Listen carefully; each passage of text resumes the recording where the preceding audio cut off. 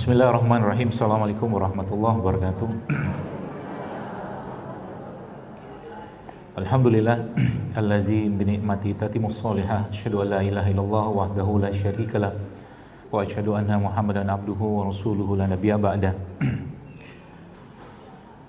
Qala Allah ta'ala fil Qur'anil Karim, a'udzu billahi minasyaitonir rajim. Bismillahirrahmanirrahim. Wa laqad khalaqnal insana fi ahsani taqwim. Wa qala aidan qul in kuntum tuhibbunallaha fattabi'uni yuhibbukumullah wa yaghfir lakum dzunubakum wallahu ghafurur rahim. Allahumma shalli wa sallim wa barik ala nabiyyina Muhammad wa ala ali Muhammad kama shallaita ala Ibrahim wa ala ali Ibrahim innaka Hamidum Majid. Allahumma barik ala Muhammad wa ala ali Muhammad kama barakta ala Ibrahim wa ala ali Ibrahim innaka Hamidum Majid. Alhamdulillah, tentunya kita bersyukur pada Allah Subhanahu wa taala dan kita memujinya dengan pujian yang terbaik, pujian yang tertinggi. Pujian yang kita sudah sampaikan pujian tersebut setelah kematian kita tadi malam, yaitu tidurnya kita, dan kita saat kita bangun kita memuji Allah dengan doa yang penuh hikmah, penuh semangat. Alhamdulillahillazi ahyana ba'da amatana wa ilaihin nusyur. Sebuah doa yang harusnya memberikan semangat untuk kita semua agar hidup kita ini hari-harinya menjadi hari-hari yang penuh kebaikan, penuh manfaat, sehingga nanti pun kita juga meninggalkan dunia ini dengan jejak-jejak kebaikan yang banyak pula. Karena kita tahu bahwa Rasulullah SAW juga menyampaikan bahwa seseorang itu akan mati sesuai dengan kebiasaan hidupnya. Maka kalau dari bangun pagi sehingga tidur kembali kita di malam hari nanti, insya Allah hidup kita itu sudah berfikirnya tentang bagaimana kita memberikan manfaat kepada orang lain. Maka kita atau mungkin setan iblis tidak akan ada kesempatan menggoda hidup kita. Karena dari setiap detik, menit, jam kehidupan kita tersebut tidak ada hal-hal yang tidak penting atau mungkin bahasa sekarang tuh receh dan remeh-temeh yang tidak kita kerjakan. Kalau yang tadi pagi sempat membaca postingan saya di Instagram tentang manfaat, ya, hidup itu harus manfaat karena memang begitulah diperintahkan Nabi SAW. Maka sebenarnya kita tidak perlu susah hati berpikir tentang kita punya rezeki yang banyak atau tidak, atau mungkin uang yang banyak atau tidak, karena manfaat itu bukan cuman sekedar uang atau mungkin harta yang kita berikan kepada orang lain untuk jumlahnya, tapi sesungguhnya keberkahan yang Allah Azza wa Jalla berikan kepada kita semua ketika uang atau harta atau bantuan tersebut ada pada waktu yang tepat, saat yang tepat, dan diberikan pada orang yang tepat. Uang 10.000 yang kita punyai katakanlah, dan saat itu ada saudara kita yang sedang atau mungkin dia harus pergi menemui orang tuanya di rumah sakit, dan dia harus katakanlah naik kendaraan, ya mungkin ojek atau apapun yang biaya 10.000 untuk menemui orang tuanya, untuk mengantarkan orang tuanya menemui Allah dengan kalimat tauhid la ilaha illallah misalkan, itu jauh lebih berguna bagi seseorang yang memiliki uang 10.000 tadi dibandingkan dengan uang 10.000 tadi diberikan besoknya bahkan dalam jumlah yang besar, katakanlah 100.000 ketika orang tuanya sudah mati. Paham ya? Jadi itu manfaat kayak begitu. Jadi kita nggak usah mikir berapa jumlahnya, nggak usah. Tapi kita minta mungkin ilmu kita, harta kita, kekuatan kita, jabatan kita, apapun itu yang sifatnya kebaikan-kebaikan yang Allah akan set up-kan itu di waktu yang tepat, saat yang tepat, untuk orang yang tepat, ya. Banyak sebenarnya Bapak Ibu sekalian, jamaah sekalian, kalau kita bicara tentang ilmu, kalau kita mau jujur, dari mungkin kita belajar dari SD sampai SMA atau mungkin sampai kuliah, banyak ilmu yang gak penting kita pelajari, ya. Sadar tidak sadar, bahkan guru SD pun kita nggak ingat. Nggak ingat kita guru SD, guru SMP nggak ingat juga, SMA nggak ingat juga, kuliah juga nggak ingat. Padahal dalam Islam kaidah belajar itu bukanlah ke sekolah tapi ke guru. Jadi sanad ilmunya itu jelas gurunya siapa, sehingga ilmu itu menjadi ilmu yang berkah, ya. Bukan hanya berkah, sekedar berkah, tapi dia bisa menjadi solusi, ya, bagi masalah-masalah yang ada di masyarakat atau di keumatan. Sekarang ilmu berlimpah luar biasa.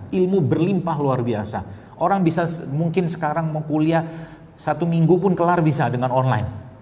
Tapi ilmunya nggak menyelesaikan masalah. Ilmunya tidak berkah kalau menurut saya. Ya, apalagi mungkin COVID kemarin itu ya, terlepas mungkin kita tahu akhirnya beberapa pembelajaran dilakukan secara online. Online itu bagus ya, tidak masalah, tapi tidak akan bisa menyerap ruh dari sang guru yang menyampaikan ilmu tadi, nggak bisa. Ya, sekarang pun ternyata masih ada banyak yang akhirnya nggak mau tatap muka lagi. Paling alhamdulillah keadaan sudah baik sebenarnya. Bahkan beberapa masjid pun katanya lebih banyak yang datangnya online daripada offline. Gak bisa. Ya, Anda datang 5 menit ke suatu kajian, Bapak-Ibu sekalian, offline ya, itu akan beda dengan kita sudah mengikuti kajian tadi online selama 2 jam, 5 menit saja, karena kita dapat doanya malaikat, keberkahannya masjid, gitu loh. Ya, jadi itu yang harusnya kita sekarang mulai galakkan kembali, ya, majelis-majelis ilmu, ya, apapun lah bentuk majelisnya, mau belajar agama, belajar kesehatan, ya, yang akhirnya membuat kita tuh semakin berisi, gitu kan, ya, berisinya tuh berisi dengan apa? Berisi dengan ilmu. Kalau sudah berisi dengan ilmu, apa yang terjadi? Setan pun akan takut, ya. Kita tahu hadis atau riwayat di mana disebutkan kalau Umar bin Khattab radhiyallahu anhu melewati satu gang tuh setan akan milih lewat gang yang lain karena nggak mau barengan sama Umar, takut dia. Takut. Jadi sebenarnya bab tentang katakanlah jin, hantu segala macam gitu karena nggak jelas zaman sekarang itu tuh sebenarnya kalau dengan ilmu saja selesai bab itu, nggak perlu ditakutkan. Bahkan Imam Ahmad itu disebutkan dalam sebuah riwayat, beliau rahimahullah diminta untuk meruqyah seorang yang terkena masalah atau gangguan jin seperti itu. Apakah beliau datang ke sana? Enggak. Dia katakan apa? Bawa sendalku ini, kata dia. Pukulkan kepada orang yang kena jin tadi. Sendal doang. Nah gitu.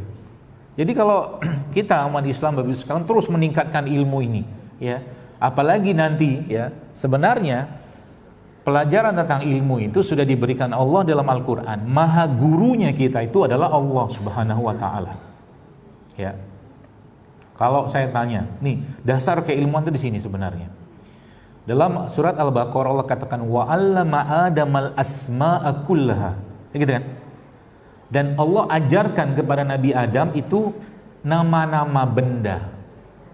Ya. Jadi kunci dari ilmu itulah mengetahui nama-nama benda, tapi bukan sekedar nama tahu doang. Kalau saya sebutkan misalkan saya sebutkan sekarang depan Bapak Ibu sekalian, muscular dystrophy, tidak paham kan? Padahal itu asma, nama. Ya. Tapi ketika saya disebutkan nama muscular dystrophy misalkan, ya, otak saya sudah mikir, ini apa, penyebabnya apa, solusinya apa gitu loh. Maka ilmu paling tinggi dalam syariat sebenarnya adalah ilmu tentang nama. Wa 'allama Adamal asma'a kullaha. Bapak-bapak nih saya tes bapak-bapak. Enggak usah ibu-ibu, enggak usah jawab. Tahu enggak namanya apa? Enggak tahu dia. Taunya kalau itu gulai, dalam gulai ada. Betul kan? Tahu enggak, Pak? Enggak paham. Banyak enggak paham. Ibu-ibu paham, enggak usah sebut lah. Anda paham beginian. Bapak enggak paham. Ini kan kaidahnya, wa 'allama Adamal asma'a kullaha.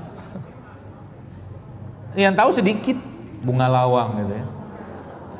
Peka orang bilang ya. Apalah nama, kalau dia tahu bahasa Betawinya apa? Bunga lawang. Jadi saya lihat begini tadi Bapak sekalian, lihat di depan, maka kalau Anda tadi perhatikan saya sebelum ngisi tadi saya mandangin begini semua. Allahu Akbar, saya bilang. Inilah tools, ya, perangkat dalam bentuk bahan yang Allah siapkan kepada kita, ya, untuk bisa menjalankan peran kita di dunia ini sebagai Abdullah dan Khalifah, kan gitu. Dua peran yang sebenarnya butuh sosok yang fisik yang sehat. Anda bayangkan sosok Khalifah gitu kan, sosok raja, sultan gitu kan. Ya dia harus sehat, nggak bisa, ya, nggak bisa sakit-sakitan. Gimana mau mimpin pasukan? Ya, kalaulah yang paling dekat sama kita adalah Sultan Muhammad Al-Fatih, itu kan bagaimana akhir kematian atau akhir hidup beliau, ya, Masya Allah luar biasa, meninggalnya di medan jihad. Karena biasanya selama ini kalau dia datang jihad lagi berperang gitu kan, saat itu dalam kondisi sakit sampai ke medan jihad itu sakitnya hilang. sembuh dia. Ya, ternyata di akhir hidupnya, ya ternyata Allah ambil nyawanya. Ya. Abdullah juga sama. Ya, Abdullah itu maksudnya kita hamba Allah.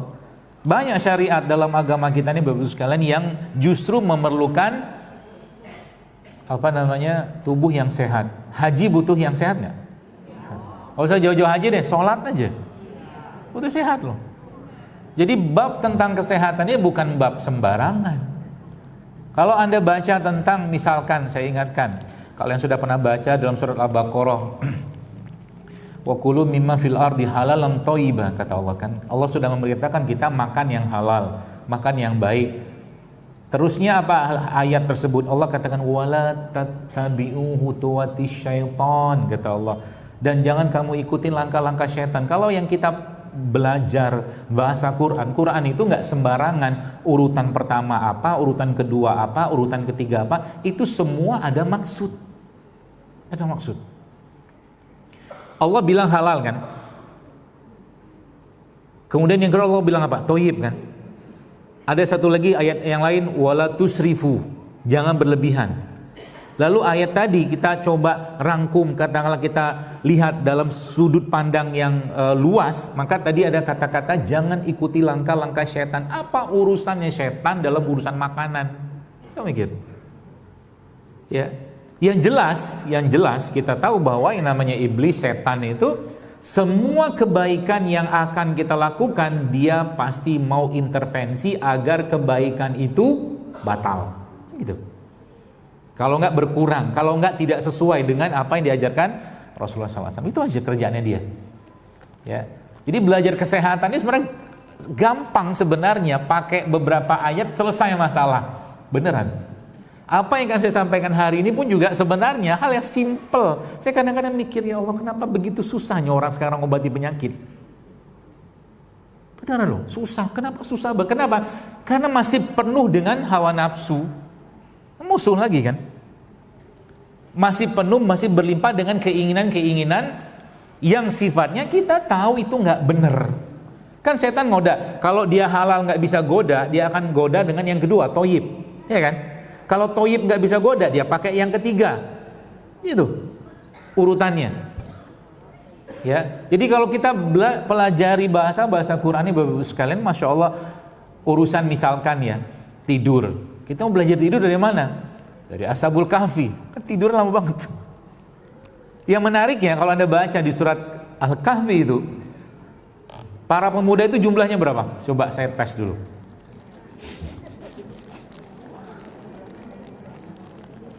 Yang benar dapat hadiah. Kacang. Berapa? Enggak, kalau benar saya kasih hadiah beneran. Tapi bukan cuman sekedar ngomong berapa, alasannya apa. Nah, kasih tahu dulu. Kan saya kuluna salah satu kalbuhum rabbuhum. Ada yang ngomong 3 gitu. Nanti coba dibuka di Al-Kahfi itu. Yang keempat anjingnya kan gitu kan. Ada yang mengatakan 3, 4 anjingnya. Ada yang mengatakan 5 anjingnya kan gitu. Ada yang mengatakan 7, 8 anjingnya. Jadi berapa Ashabul Kahfi itu?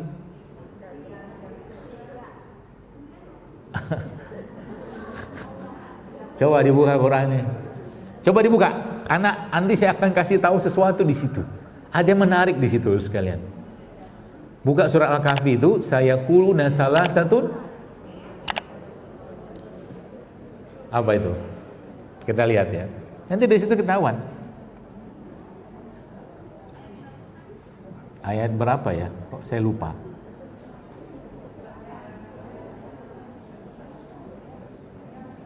Sudah belum? Sudah. Saya itu bukan ahli Quran, cuman saya suka ngoprek-ngoprek Quran. Karena emang kuncinya di situ semua. Bahkan tidurnya Ashabul Kahfi itu berapa lama? 309 tahun atau 300 tambah 9 tahun? Coba baca. Kenapa Allah nggak satukan? Kenapa nggak Allah bilang 309 tahun langsung? Tapi Allah bilangnya 300 tambah 9 tahun kan? Itu ilmu buat para kaum rebahan. Dia tidur kan?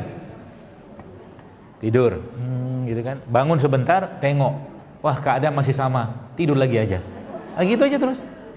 300 tahun kan? Mungkin 9 tahunnya itu, saya nggak tahu kenapa Allah pisahkan. Ya, tapi pasti ada sesuatu di situ. Nggak mungkin enggak. Kenapa nggak langsung 309 tahun gitu kan? Jadi mungkin mereka tuh bangun sebentar, oh ya masih sama nih keadaan, tidur lagi aja yuk, gitu. Tidurlah mereka. Tidur kan? Tidur dengan pola tidur terbaik.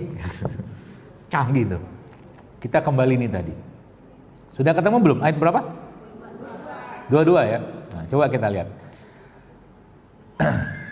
Allah bilang begini kan, sayaquluna salasatun a'udzubillahi minasyaitonir rajim, sayaquluna salasatun rabium kalbuhum wa yaquluna khamsatun sadisum kalbuhum rajman bil ghaib wa yaquluna sab'atun wa thaminuhum.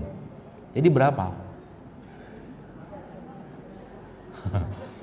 Nah, terbukti kan? Kita masih baca-baca aja tapi nggak dipikirin Qurannya. Jadi Ashabul Kahfi itu berapa? Kalau berhasil, saya kasih hadiah. Serius, uang.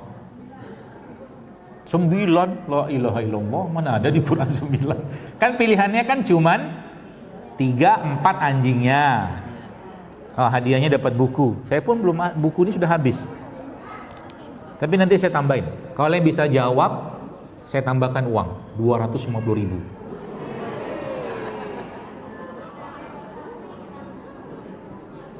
Kan pilihannya begini.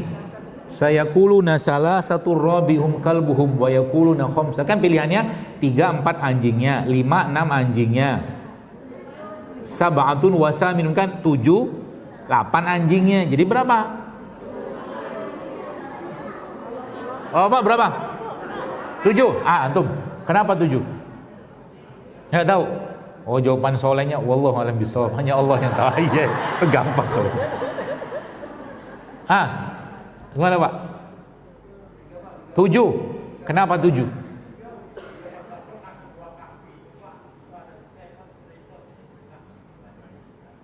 Apa katanya?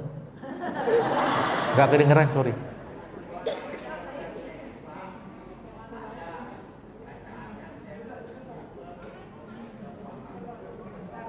Podo ae gak krungu. Gak kedengeran, Pak. Pakai mic aja. Halo? Ya, halo. Halo juga. Assalamualaikum warahmatullahi wabarakatuh. Salam. Saya jawab dulu dengan anjingnya. Karena kebetulan alhamdulillah saya sudah pernah ke Gua Kahfi yang di Jordan kita. Di situ ada bacaannya 7 sleepers in the Gua Kahfi. Jadi dasar saya itu bahwa 7 lah. Ini. Karena Bapak sudah pernah ke Gua Kahfi. Kalau belum kira-kira kenapa? Berapa, Pak? Kalau berdasarkan ayat ini ya, saya tanya berdasarkan ayat ini. Karena Gua Kahfi yang di sana pun itu wallahu alam, saya nggak tahu apakah itu. Sudah diakui Pak semua 7.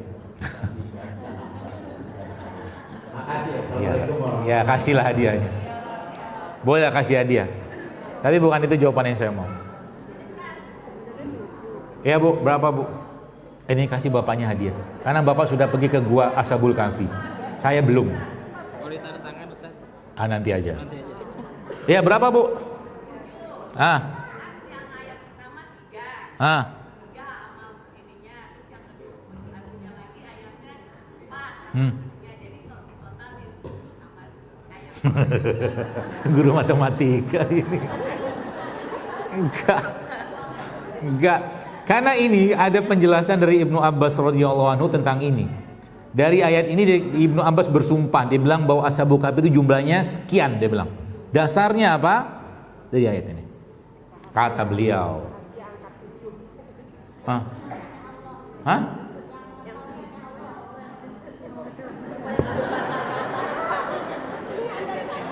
Baik, kita belajar bareng-bareng ya. Saya lagi-lagi saya bukan ulama tafsir Quran, bukan. Cuman ini pelajaran yang saya dapatkan juga. Lihat baik-baik ayat itu. Lihat. Yang pertama Allah bilang begini kan, salah satu rabi'uhum kalbuhum. Kalbuhum itu anjing, ya. 3, 4 anjingnya. Oke? Lihat yang kedua. Wa yaqulun, dan ada yang mengatakan khamsatun.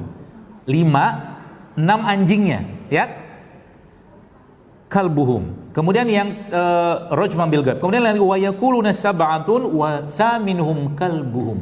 Anda lihat nggak apakah ada perbedaan kata atau ada tambahan kata di 34, 45 dan 78? Ada tambahan nggak? Apa tambahannya? Bukan.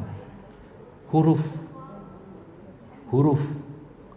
Ada tambahan huruf di situ.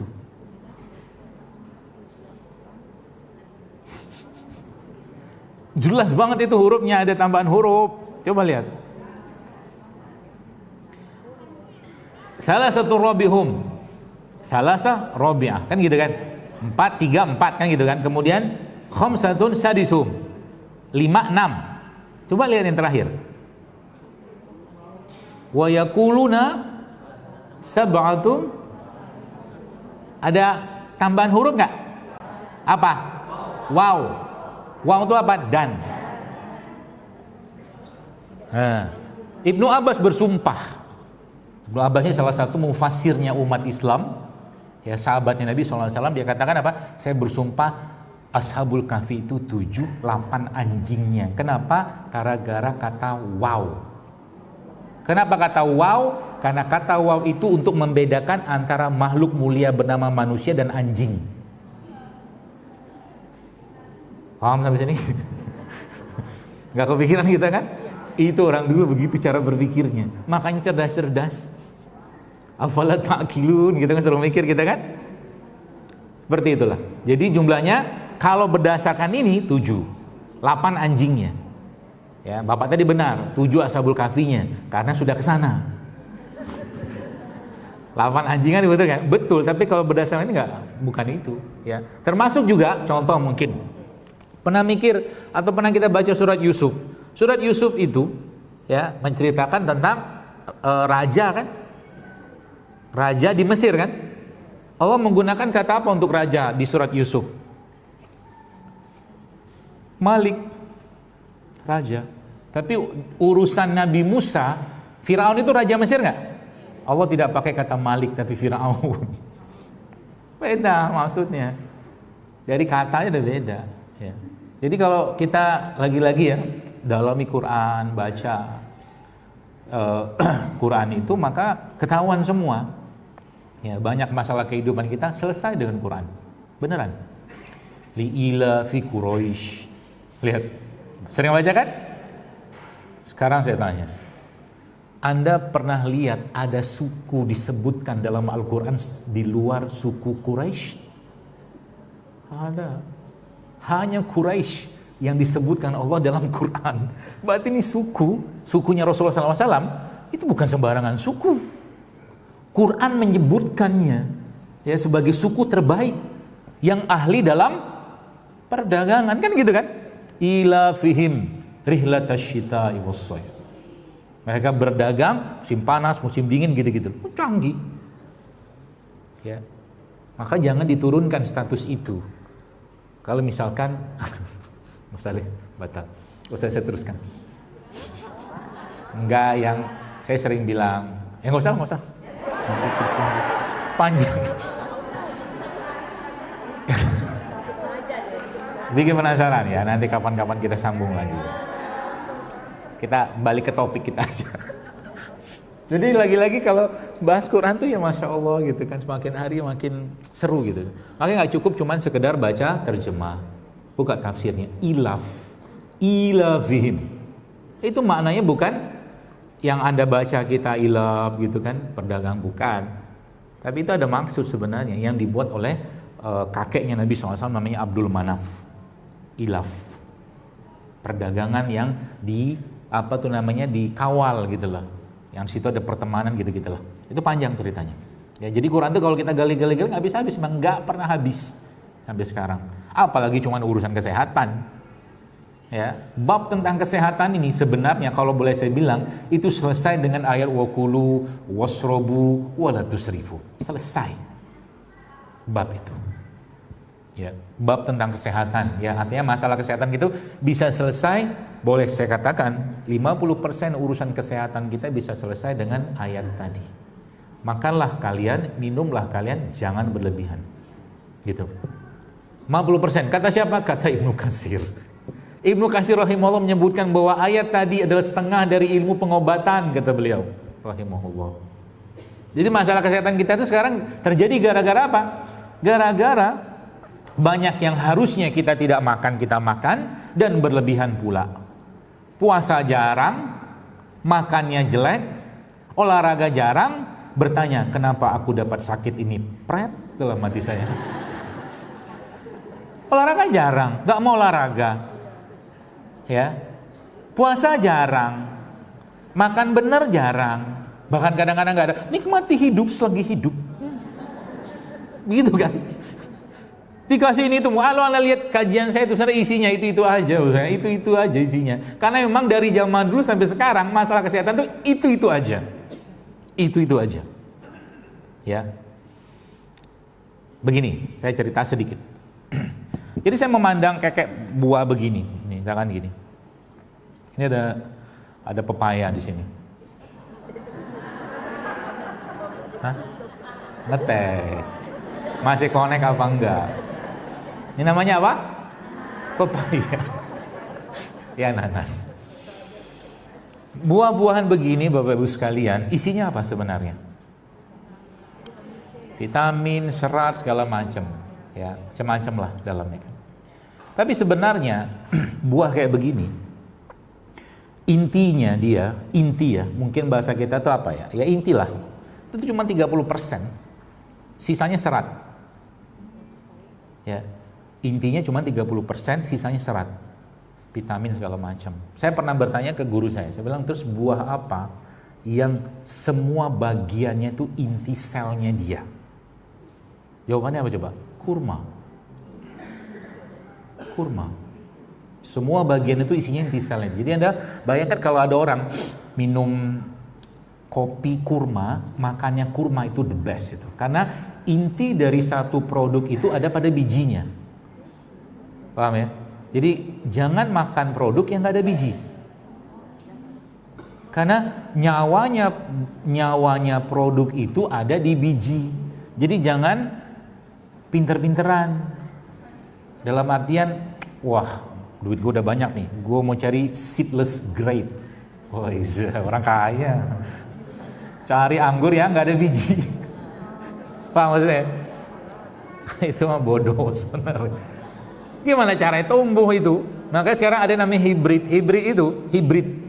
Sekarang jahe pun banyak. Hati-hati kalau makan jahe kayak begini, banyak jahe hibrid. Jahe hibrid itu kebanyakan impor. Ya, dia ditanam nggak bisa. Cuma bisa ditanam di sana doang. Di sini nggak bisa. Maka kalau jahe-jahenya kita umumnya itu jahenya kecil-kecil. Ya jahe gajah cuman kecil, bukan jahe merah ya. Bukan jahe emprit, bukan. Jahe-jahenya kecil. Jahe-jahe yang impor tuh kan gede-gede minta ampun, kinclong-kinclong, itu kan jahe hibrid sebenarnya. Makanya kalau cari jahe yang kayak gini sekarang, Anda pakai kadang-kadang 1/4, nggak ada pedes-pedesnya ini. Betul kan? Kompaknya minta ampun. Sehingga apa? Nggak dapat manfaatnya. Gue udah minum seliter juga nggak panas-panas nih badan. Kan gitu. Ya, maka cari jahe lokal.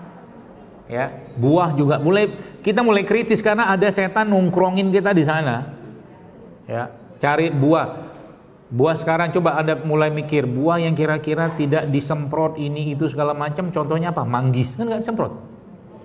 Betul? Contoh misalkan, apalagi banyak duku apa-apa gitu lah.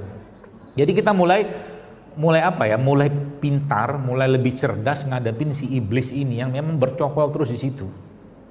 Ya, supaya apa? Badan kita lemah, fisik kita lemah, mental kita lemah, hati kita lemah. Itu kerjaannya dia memang dari dulu. Seperti itu ya. Dan bahkan sering saya sampaikan berulang, dosa pertama manusia urusannya sama apa? Makanan. Nabi Adam makan kan? Makan buah dari pohon syajaratul khuld itu kan? Itu buahnya canggih menurut saya. Kenapa buahnya canggih? Habis makan buah terbuka aurat. Canggih buahnya. Ya kan ayatnya begitu kan? Saya mikir ini buah apa yang bisa sampai kayak begitu gitu loh canggihnya. Sakti itu buah, sakti. Ya. Nah begitu.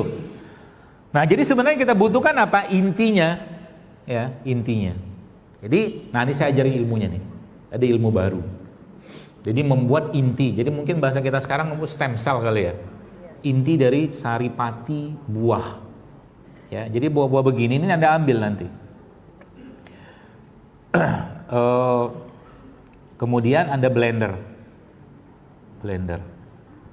Lalu buahnya berapa banyak terserah, mau 5, 7. Totalnya kurang lebih sekitar 10 kilo. Banyak, memang banyak. Fungsinya apa? Karena memang yang dihasilkan nanti sedikit sekali. Jadi blender nih apel, nanas, ya, apalagi pepaya, murah-murah aja lah. Pokoknya total 10 kilo. Lalu Anda blender pasti air ya. Nanti setelah itu Anda tunggu mungkin sekitar 3 jam sampai 8 jam. Nah, lalunya apa? Lalunya nanti dia kan ngendap tuh terpisah kan. Ada yang buih-buihnya, ada yang air di bawah. Nah, di bagian atas itu akan ada cairan yang berwarna bening. Itu sarinya buah tadi. Itu kalau Anda bikin 10 kilo mungkin jadi cuma 100 mili. Itu stem cell-nya. Itu minum tiap hari. Buat wajah dipupuk-pupukin apa bisa tuh, ya. Diminum juga bagus, ya. Kenapa? Karena itu sudah intinya, gitu ya. Nah, bab yang kita mau bahas hari ini Bapak sekalian adalah bab yang temanya berhubungan dengan sebenarnya akar penyakit kita zaman sekarang tuh apa sebenarnya, ya. Yang kalau Anda kerjakan ini sebenarnya, kalau boleh saya katakan, itu Masya Allah. Sebenarnya banyak penyakit bisa hilang, ya, dengan sendirinya. Iya, dengan sendirinya, asal ini dikerjakan. Jadi ini sebenarnya ilmu yang sederhana, tapi Insya Allah kalau dikerjakan benar-benar, berapa lama? Karena siklus sel yang saya ketahui itu sekitar 90 hari, 3 bulan, siklus sel. Ya, artinya tubuh kita, walaqad khalaqnal insana fi ahsani taqwim, kata Allah. Allah sudah bilang bahwa tubuh kita itu sebenarnya dia punya kemampuan sempurna, dia bisa healing sendiri, dia bisa memperbaiki dirinya sendiri, bisa. Ya. Asal apa? Syarat ketentuan berlaku.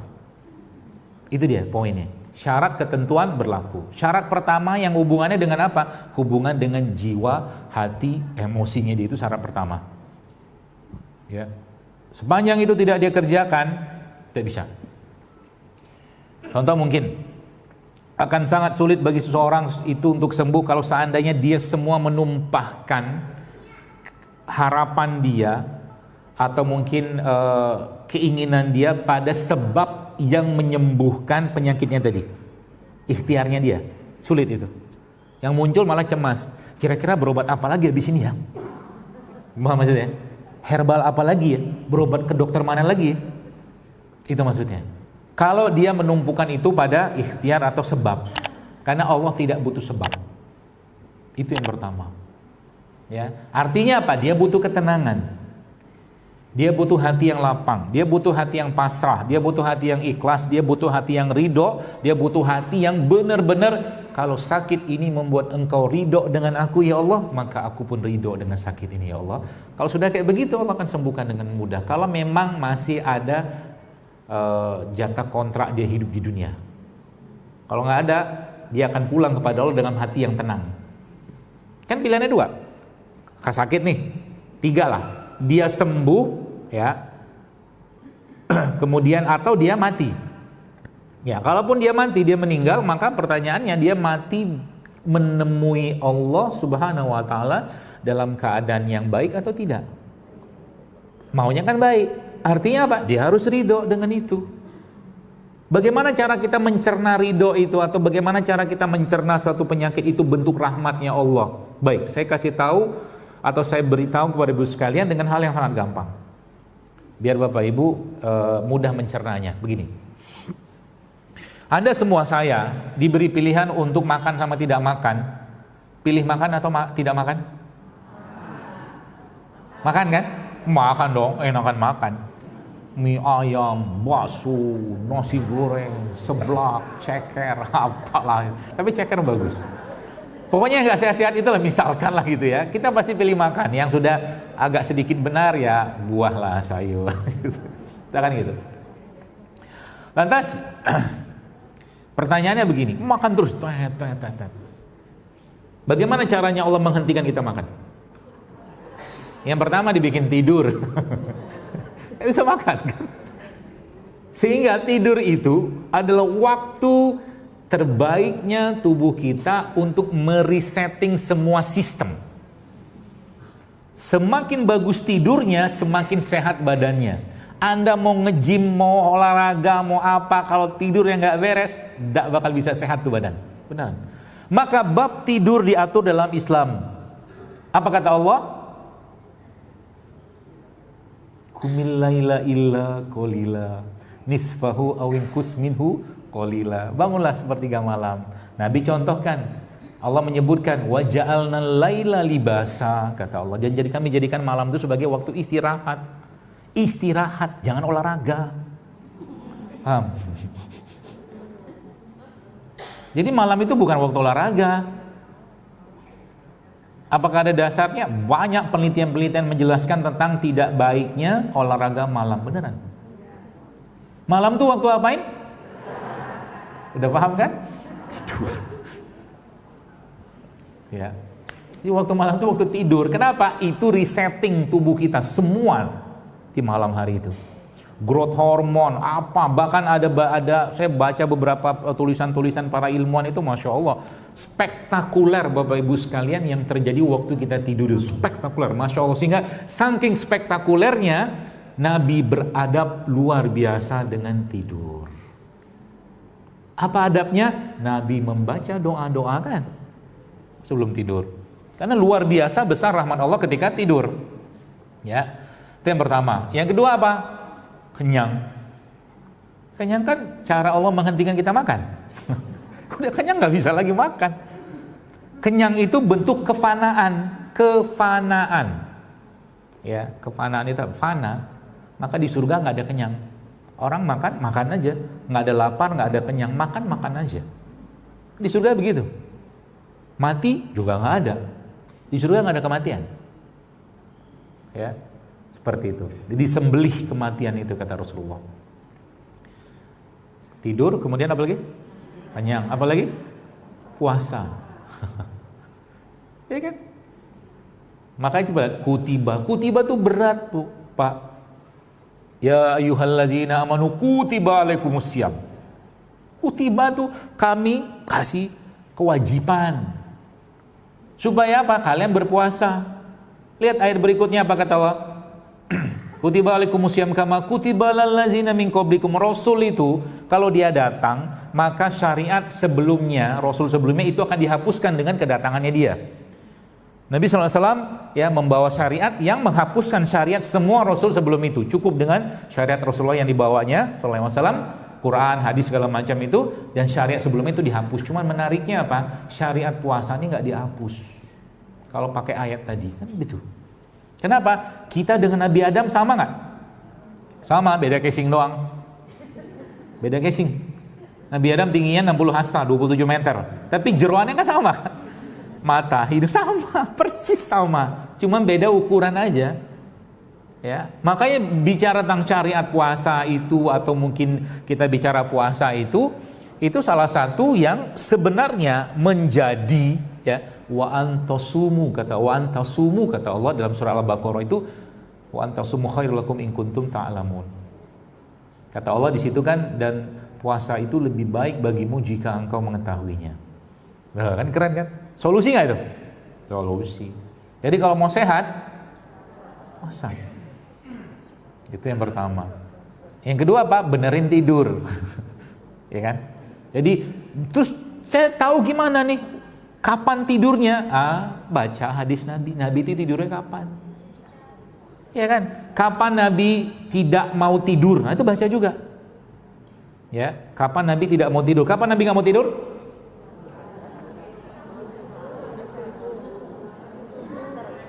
Habis asar kan?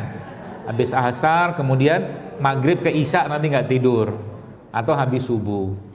Beberapa ulama memang menyebutkan bahwa memang tidak ada larangan mutlak atau mungkin keharaman setahu saya untuk tidak tidur setelah subuh. Tapi percayalah, nggak enak sama sekali badan kita itu kalau kita tidur habis subuh. Beneran? Betul? Nggak enak. Cobalah paksakan untuk tidak tidur habis subuh. Karena apa? Itu tuh saya bilang, nggak sopan kita sama Allah. Kenapa nggak sopan? Karena Allah lagi bagi-bagi rezeki, kan hadisnya begitu. Hambanya malah tidur. Makanya ada warung dekat rumah saya itu jam 5:30 sudah buka dia. Emang ada yang beli? Nggak ada juga. Untuk ngambil berkahnya subuh. Nggak ada yang beli. Tapi jam 6 kayaknya ada yang beli tuh. Ya, bicara tentang keberkahan segala macam. Bahkan kemarin saya subhanallah nggak ada barangan di sini. Saya kemarin diundang menghadiri pengukuhan profesor. Ya, saya belum profesor. Gini-gini aja mah, cuma belajar mah terus. Jadi di salah satu universitas besar di Jawa, rektornya sidang guru besar, pengukuhan guru besar itu. Anda tahu yang jadi profesor itu siapa? Dan enggak tahu lah, belum saya ceritain. Gara-gara apa dia jadi profesor, tahu nggak? Gara-gara siwak. Subhanallah. Saya Pak, wallah Pak, saya dibilang saya WA sama beliau. Dia di depan gitu kan, rektor ya biasa guru besar ada 5 orang gitu kan. Subhanallah. Saya bilang sama beliau, "Dok, dia dokter gigi." Saya bilang sama beliau, "Saya menangis, Dok," saya bilang. "Wallah, Dok, saya menangis. Kenapa? Kalau Rasulullah ada di sini pasti beliau bangga," saya bilang. Subhanallah kan. Siwak itu di depan majelis yang terhormat, para guru besar, profesor, doktor, dan yang menemukan ini itu atau mungkin yang meneliti tentang ini seorang profesor itu, masya Allah, dia nggak mau dikenal, tawaduk sekali orangnya, masya Allah. Semoga Allah jaga beliau. Itu diangkat, bahkan sebelum pidato pengukuhan guru besar dia bersiwak. Kita mau ngomong apa? Jijik, terserah. Tapi Nabi SAW Anda tahu kisahnya apa? Waktu Rasulullah SAW mau wafat, beliau minta diambilkan 2, satu air, satunya siwak. Mau ketemu Allah, urusannya sama siwak. Berarti siwak itu perkara penting atau tidak? Penting sekali. Maka diceritakan di situ, subhanallah, Bapak sekalian. Ya. Apa cerita dia nih? Kita sampai jam berapa ini ya? Ini belum masuk materi ini. Sampai asar kelar. Saya memang jarang ngisi di daerah kajian daerah Jakarta, maka saya senang nih ketemu warga-warga Jakarta. Wajahnya kayaknya sehat-sehat, kayaknya, insya Allah. Saya menduga yang baik saja. Jadi dia bilang begini, siwak itu solusi masalah gigi umat manusia. Nggak ngomong hadis sama sekali. Anda tahu kenapa? Karena dibuka data. Ya, jadi masalah gigi secara data internasional begini. Dia itu tidak pernah turun dari ranking 1, ranking 2, nggak pernah turun. Yang pertama. Yang kedua apa? Dia cerita apa? Dia cerita di situ, subhanallah ya, bahwa kalau limbah sikat gigi di Indonesia masalah atau di dunia, Indonesia maksud saya, itu dikumpulkan, itu bisa menyamai ukuran 7 lapangan sepak bola standar FIFA sampahnya. Sehingga saya takjub gitu kan, masya Allah. Saya bilang, ya Allah, begini kalau orang sudah kenal dengan ilmu ya agama dan syariat dan sunnah Nabi SAW, dia angkat di depan majelis yang terhormat itu. Terus dia bilang, solusinya adalah sebuah solusi yang mutakhir, canggih, dia bilang. Saya bilang, apa ini, orang mau ngomong apa gitu kan. Saya ikutin apa kata demi kata beliau, saya ikutin. Dia bilang canggih, kenapa? Karena ternyata, anggaplah ini siwak, bulunya siwak itu jauh lebih kecil seratnya itu daripada sikat gigi yang terbagus di sini. Bulunya itu. Kan banyak orang cari sikat gigi yang bulunya halus kan? Itu bulu siwak itu jauh lebih kecil milimeter, enggak paham saya. Kenapa lagi? Semua bahan yang ada pada sikat gigi, pada odol itu ada pada siwak, dia bilang. Dan dia kan degradable, buang hancur, dia termakan tanah. Maka dia bilang solusi mutakhir, solusi canggih. Masya Allah, saya bilang. Sep dibilang, inilah solusinya. Terus muncul siwak. Lagi pidato gitu siwakan. Masya Allah saya bilang. Mulianya orang ini. Ya, memuliakan siwak. Umurnya berapa? 39 tahun. Profesor. Nama dan identitas saya samarkan. Saya sembunyikan. Sebut saja Bunga. 39 tahun umurnya, profesor. Mau tahu aja.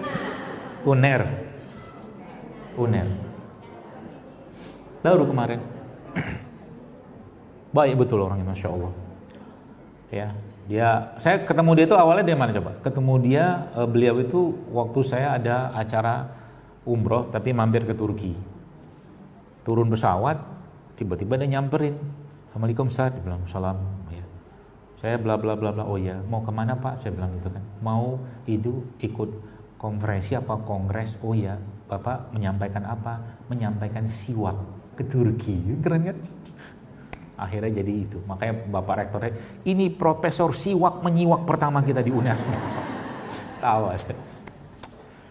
Baik, udah cukup. Kita masuk ke materinya. Kalau saya bahagia begini, banyak ocehan yang keluar. Jadi Bapak sekalian, dari beberapa ayat yang sampaikan tadi segala macam, tadi ada stem cell, itu tuh sebenarnya banyak, termasuk saya kasih tahu juga satu hal baru. Ya. Saya sempat tanya, jadi sebenarnya rimpang-rimpangan itu mana yang paling banyak inti selnya kata saya. Ya, saya pernah bertanya kepada seorang guru saya, apakah kunyit? Nyata bukan kunyit. Ya, termasuk kunyit ini, rimpang-rimpang begini, ini jangan dibuang ininya. Haho. Yang dibuang. Proteksinya Allah kepada benda alam makhluk, ini kan makhluk lah ya, makhluk hidup ya, itu di kulitnya. Makanya kalau ini Anda mau mau masak atau apa, jangan dikupas, cuci bersih aja, karena banyak enzimnya juga di sini setahu saya. Cuci bersih, jadi bagian yang kotor buang sedikit, tapi kulitnya jangan dibuang. Terus yang kedua itu, yang ketiga, yang pertama itu, yang kedua apa?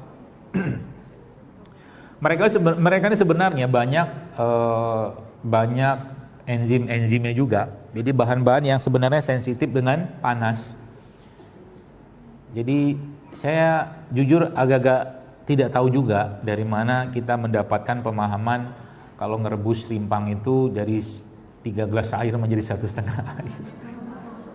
Kalau versinya saya dan dari apa yang saya ketahui, sebenarnya kita menginginkan semua bahan ini itu bisa kita dapatkan secara sempurna kan gitu. Maka cara paling idealnya diekstrak. Ekstrak kan kita nggak punya alat. Maka ekstrak ala kita namanya impusan. Nih, paham ya? Terekstrak dia, tapi nggak bisa langsung. Dia butuh waktu, kan apalagi benda padat kayak begini. Kalau buah kan gampang. Kalau buah bendanya agak lunak begitu, apalagi yang cairan itu jauh lebih gampang, ya. Kalau benda-benda padat begini mungkin sekitar 6 jam, tapi kayak begini kan cepet kok sebenarnya pakai kunyit kayak begini. Sama kita begini aja tuh mental 6 jam lah rata-rata kalau idealnya sih. Itu kata beliau begitu. Lalu yang kedua apa? Makanya kalau yang sudah paham beginian sebenarnya kalau Anda tidak tahu, mudah-mudahan di sini tidak ada yang suka makan kelapa muda yang dibakar, kelapa bakar. Apa itu maksudnya? Gak habis pikir saya. Kelapa kok dibakar, ya rusak lah enzimnya.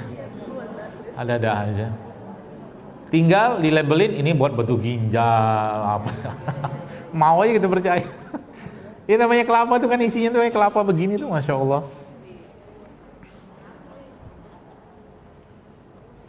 Mana dia?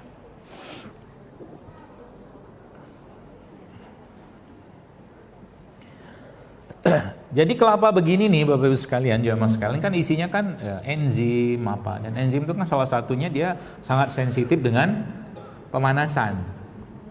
Ya, jadi kalau Anda mau minum, termasuk ya kapan waktu terbaiknya kita, atau kelapa itu yang paling kuat yang saya pelajari ya, mungkin beda-beda dengan yang lain nggak apa-apa. Tapi yang saya pelajari itu yang paling kuat aktivitas kan dalam air kelapa ini ada bakterinya.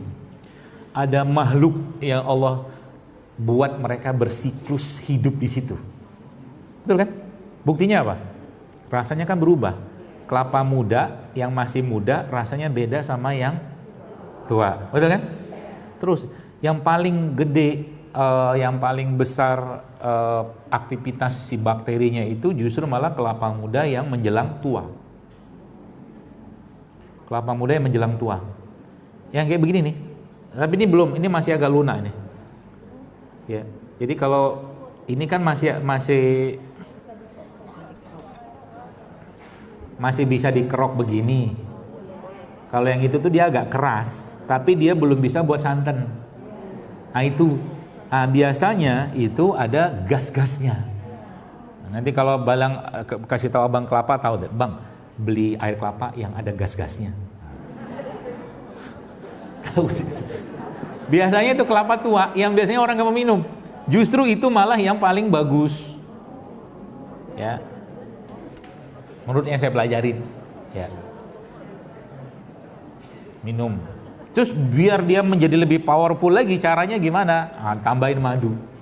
Masukin madu situ, aduk di dalam ini. Tunggu beberapa menit sehingga madu itu sebenarnya paling baik madu itu kalau kita minum bukan dalam keadaan kayak begini. Sengaja saya begini supaya nggak kelihatan mereknya. Soalnya banyak betul yang pakai nama-nama saya. Gitu-gitulah yang nggak jelas. Jadi madu.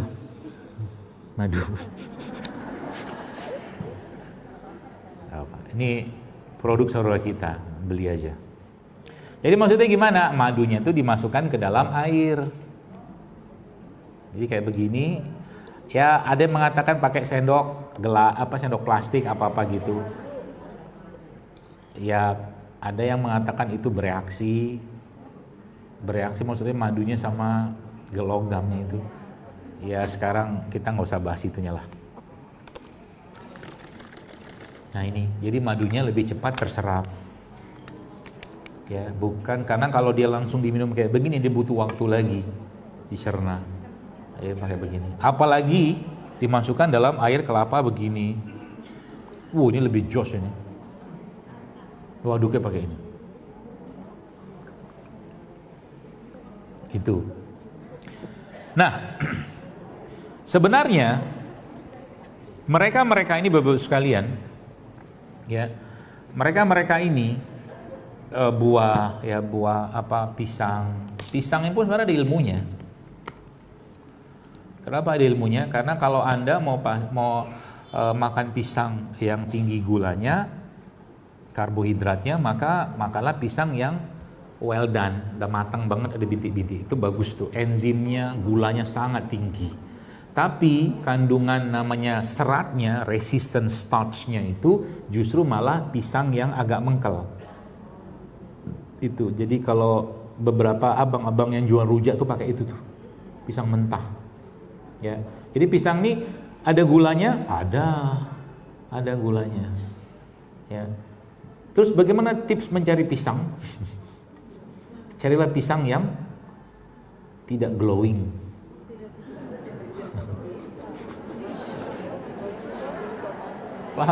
Paham maksudnya? Sekarang banyak pisang glowing kan? Kinclong. Ini pisang yang tidak mengenal susahnya kehidupan dan pahitnya kehidupan, sehingga nggak ada apa namanya, nggak ada kayak bergesek-gesek apa gitu. Kalau kita sebutnya mungkin pisang pabrik mungkin, gitu. Jadi saya pisang-pisang yang ada kutu-kutunya putih-putih itu, yang mereka masih berinteraksi dengan alam dalam keadaan yang baik. Nah gitu ya. Nah pisang ini buat sekalian, pisang, kemudian nanas seperti ini. Ini kan sebenarnya ada gula kan. Ya. Bukan hanya gula, tapi mereka ini juga punya apa? Punya enzim. Ini yang bagus. Oh pakai jenengnya. Hah? Bonggol ya? Kalau saya nggak butuh gula banyak, saya butuh nanas, seratnya nanas lebih tinggi, saya makan ini. Enak. Cocolin pakai garam. Terus Anda blender sama habatus sauda serbuk, dia jadi obat buat sinusitis. Bonggol nanas. Gitu. Jadi bromelinnya itu juga salah satunya yang tertinggi di sini. Gitu, serat ya. Nah, jadi mereka-mereka ini Bapak Ibu sekalian, buah-buahan ini tuh dia kan gula sebenarnya, tapi gulanya mereka dia masih ada serat. Pahami itu baik-baik. Gulanya, siapa namanya? Air kelapa ini air kelapa kan ada gula. Tapi dia cuma bukan gula doang. Bukan. Ada seratnya, vitaminnya, mineralnya, enzimnya, segala macam ada di situ, asam aminonya, komplit semua di situ. Nah, masalah kita zaman sekarang sebenarnya yang kita makan itu hampir-hampir tidak ada serat, yang ada cuma gula tok. Itu masalahnya. Ya. Gula tok itu maksudnya apa? Semua gula yang sifatnya gula olahan tanpa serat. Yang paling gampang apa? Gula pasir. Ya. Jadi kalau mungkin temanya itu kita angkat di sini, berarti kalau sebenarnya apa biang kerok dari banyak penyakit yang muncul di zaman sekarang ini bukan gula pasirnya sebenarnya. Gula pasir itu salah satunya. Tapi yang saya maksud di sini adalah biang kerok itu adalah satu kondisi yang disebut dengan insulin resisten. Nah, baik. Ini saya kasih ilustrasi begini biar Bapak Ibu paham. Di Jepang ada tadi saya belum sebutin ini ya. Yang banyak inti selnya itu. Ini satu, bunga lawang. Satu lagi bangle. Bangle itu rasanya agak-agak pahit seingat saya. Ya. Tapi menurut beliau yang guru saya tersebut, dia mengatakan itu inti selnya paling banyak ada pada bangle. Itu bangle ya, bukan pakle. Jadi begini, ini ilmu atau mungkin ilustrasi yang sebenarnya sudah pernah saya tulis beberapa tahun lalu. Ya. Tapi kalau sekarang Anda mau praktekkan, itu Masya Allah. Banyak sekali yang akan terjadi pada tubuh kita. Dia bisa reverse. Ya, reverse aging. Saya ada lihat satu video, bukan video ya, status seorang profesor di Harvard. Beliau itu umurnya 53 tahun. Wajahnya macam 30 tahun. Wajahnya. Kalau Anda mau lihat, tapi ngapain saya sebut nama di sini? Dalam masjid. Tidak seru. Ya. Jadi beliau itu salah satu yang beliau praktekkan sebenarnya kaidah ini sebenarnya. Kaidah ini. Nah, jadi di Jepang itu, saya nggak ngomong beliau ya, tapi ini kita bicara yang lain. Di Jepang itu kalau yang pernah pergi ke Jepang, ada namanya petugas pengatur penumpang. Betul? Ya, betulin aja lah udah. Jadi tugasnya petugas pengatur penumpang itu apa? Dorongin penumpang, betul? Masuk ke dalam kereta pada saat pagi lagi peak hour, gitu loh. Nah pertanyaannya, ini petugas bisa capek nggak? Oh tentu saja. Ya. Terus kalau supaya petugas tetap bisa memasukkan penumpang seabrek-abrek itu, caranya gimana? Dan dia tetap fit. Yang paling gampang, matikan listriknya. Listrik kereta mati, petugas nggak kerja, gitu loh. Namanya orangnya mati juga. Ya. Lalu yang kedua apa? Jadwal kereta dikurangi. Dia nggak beban. Misalkan dia sehari itu misalkan dorong orang 7 kereta misalkan. Sekali dorong tuh butuh 30 kg push gitu kan, dorongan. Kurangi dari 7 menjadi 3. Apalagi cara yang lainnya, kurangi jumlah penumpang. Ya kan? Apalagi cara lainnya, si petugasnya disuruh nge-gym. Nah ini ilmu mahal juga nih. Mahal maksudnya hal sederhana tapi kita bisa lakukan. Bagi Anda, Bapak Ibu sekalian yang biasa kan dengkul krak. Ya kan? Nah itu biasanya, yang jelas ada peradangan di situ. Ya, yang jelas ada peradangan. Ini simpen dulu, nanti saya jelaskan di kereta tadi itu. Dan biasanya overweight. Beban kehidupannya terlalu besar. Guru saya yang lain bilang banyak orang yang sakit dengkul sama sakit kaki itu, kata dia, itu karena beban kehidupan yang terlalu besar. Ada gajah di pundaknya yang dia tak lepas-lepaskan. Iya benar juga sih.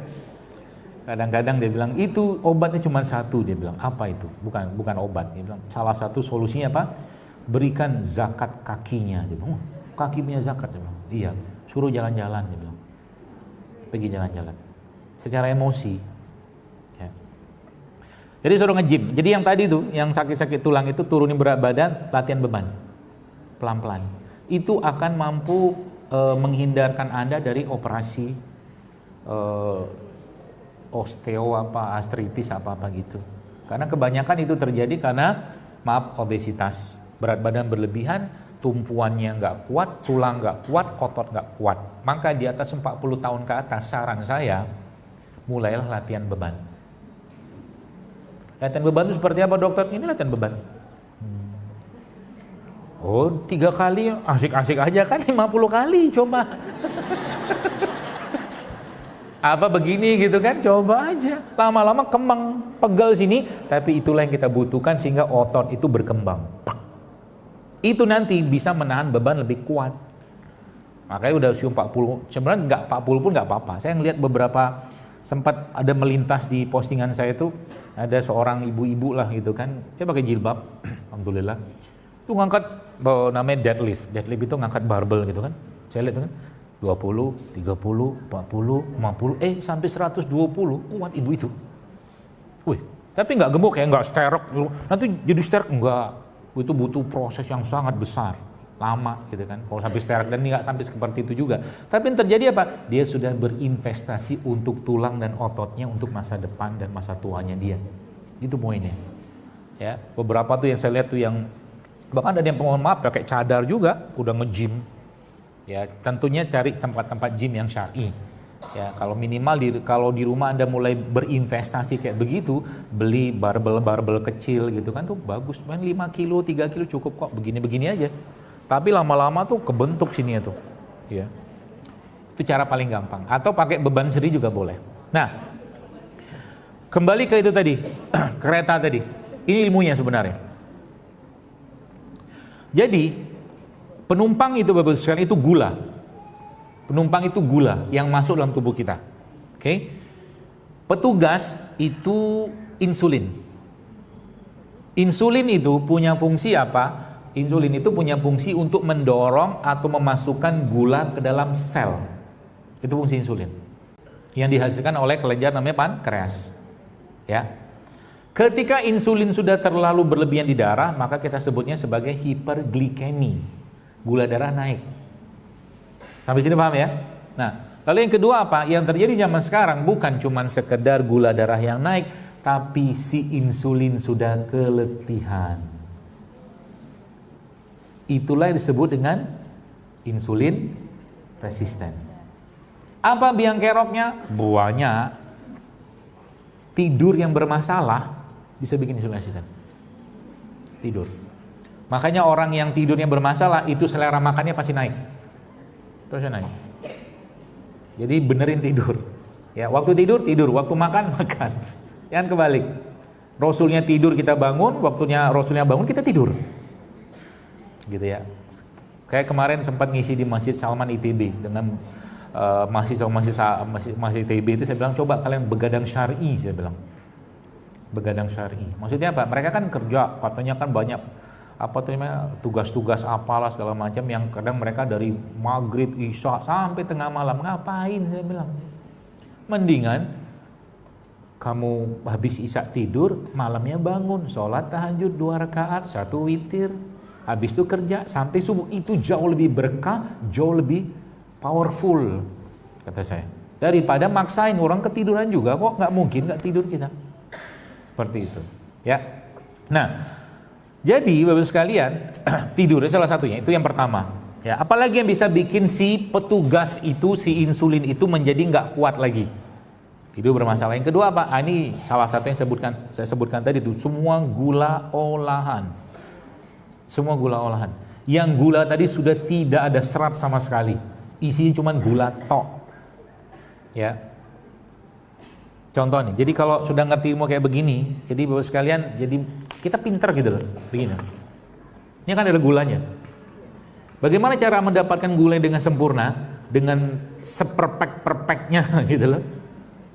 Caranya gimana? Ya tentunya cari buah yang bagus, organik segala macam. Kalau ada, kalau nggak ketemu misalkan, ya udah makan langsung dari pohonnya. Kalau ada, petik makan. Kalau ada, karena kan dia punya tangkai itu sebenarnya saluran nutrisinya dia. Ketika tangkai dia petik, maka saluran nutrisi stop.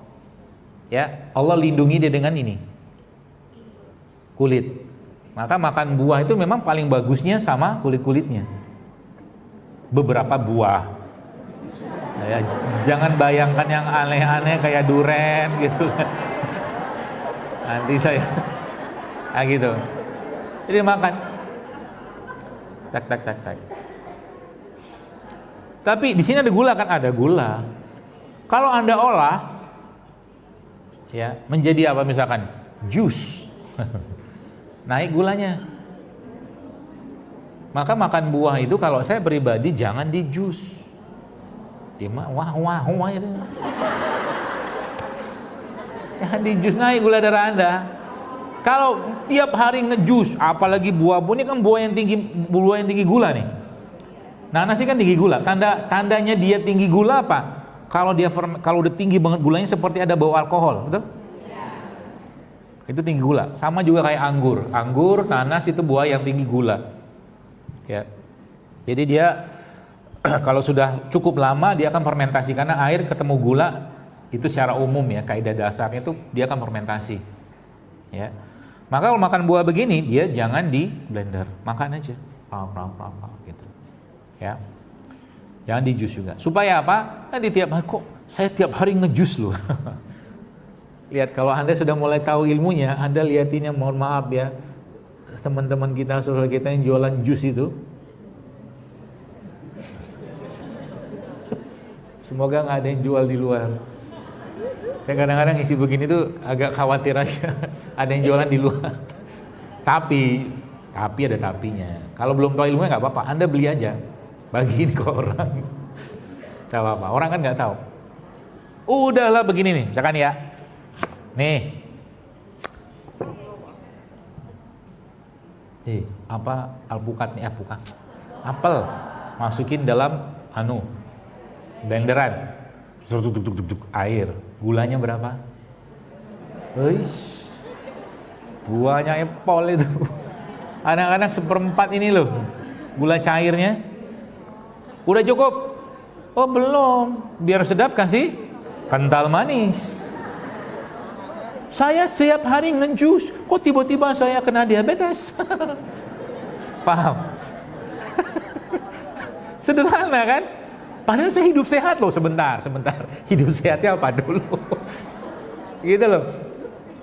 Alpukat itu sehat, baik buat jantung, kata Dr. Zelo Akbar. Saya dengar kajiannya kok.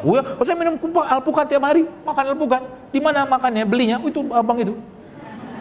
Alpukatnya 3 kerok, setengah. Selebihnya apa? Itu yang bikin petugasnya lempem. Ya, gara-gara apa? Gula olahan. Ya, jadi hati-hati dengan makan. Begini pun pisang pun saya hati-hati makannya. Bukan hati-hati saya curiga, bukan. Tapi kalau saya butuh yang energinya cepat, karena buah itu sumber kalori yang cepat memberikan tenaga, betul.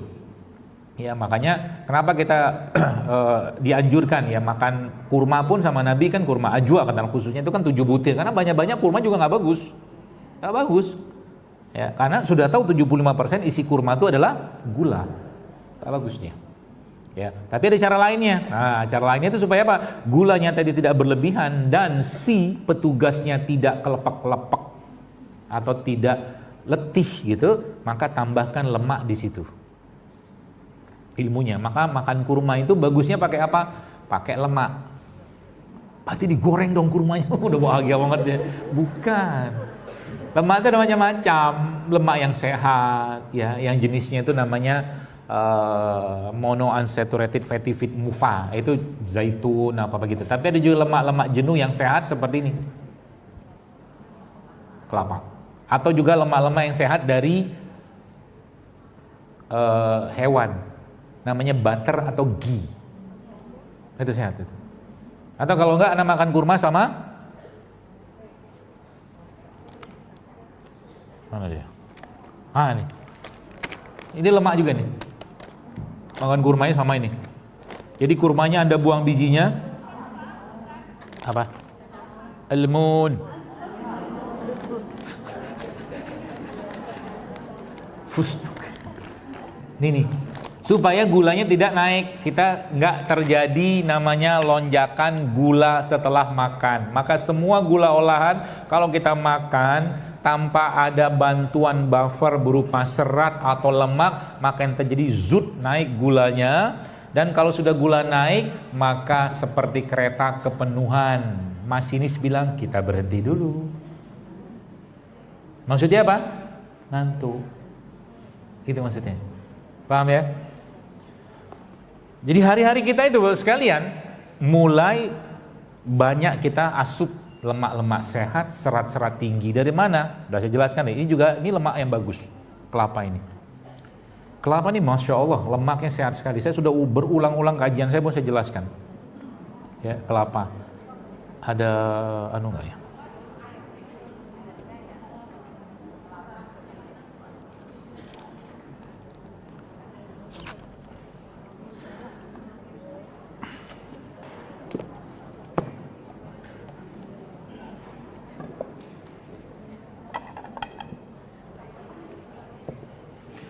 Air kelapa ini Bapak sekalian, ini air isotonik terbaik yang Allah ciptakan di Indonesia.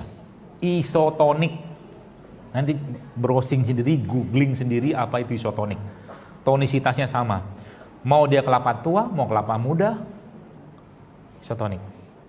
Maka di zaman dulu saya pernah dapat kabar dari kakak kelas saya waktu zaman mereka masih transportasi susah ya, waktu mereka bekerja di pedesaan pedalaman itu mereka sampai bisa ngimpus pakai air kelapa. Ngimpus. Karena isotonik dia. Ya. Maka air kelapa kayak begini, mau tua muda, ini kan tua nih buat santan. Ini daripada Anda mohon maaf beli air isotonik kemasan, ini jauh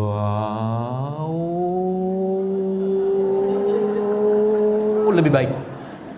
Panjang jauhnya? Panjang. Jauh lebih baik. Ya. Tuh. Apalagi? Satu laginya apanya itu adalah mana tadi dia? Nah, ini dia. Ininya dia.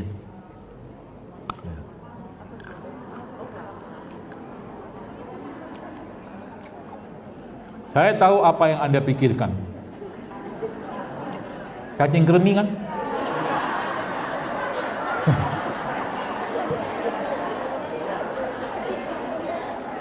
Mungkin sudah berpuluh-puluh kali kajian saya sampaikan bahwa nggak ada urusannya kelapa ini sama cacing kremi.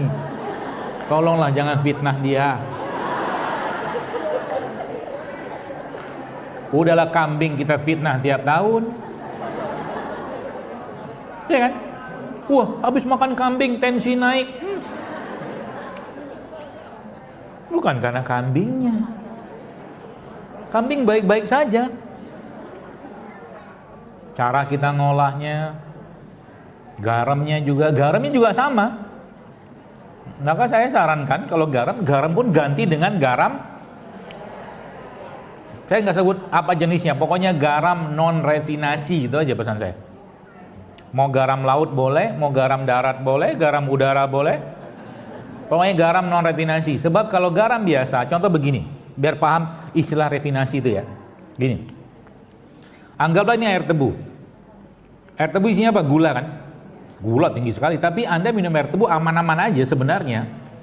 Bahkan kalau Anda diabetes sekalipun minum air tebu dalam jumlah yang tidak berlebihan, secukupnya, nggak masalah. Karena bahkan ada kandungan dalam air tebu itu yang justru bermanfaat juga buat orang diabetes. Itu ada datanya, baca aja. Setahu saya. Lalu, ini kan diapain sama pabrikan? Dipanaskan kan? Panaskan, jadi gumpal-gumpal segala macam.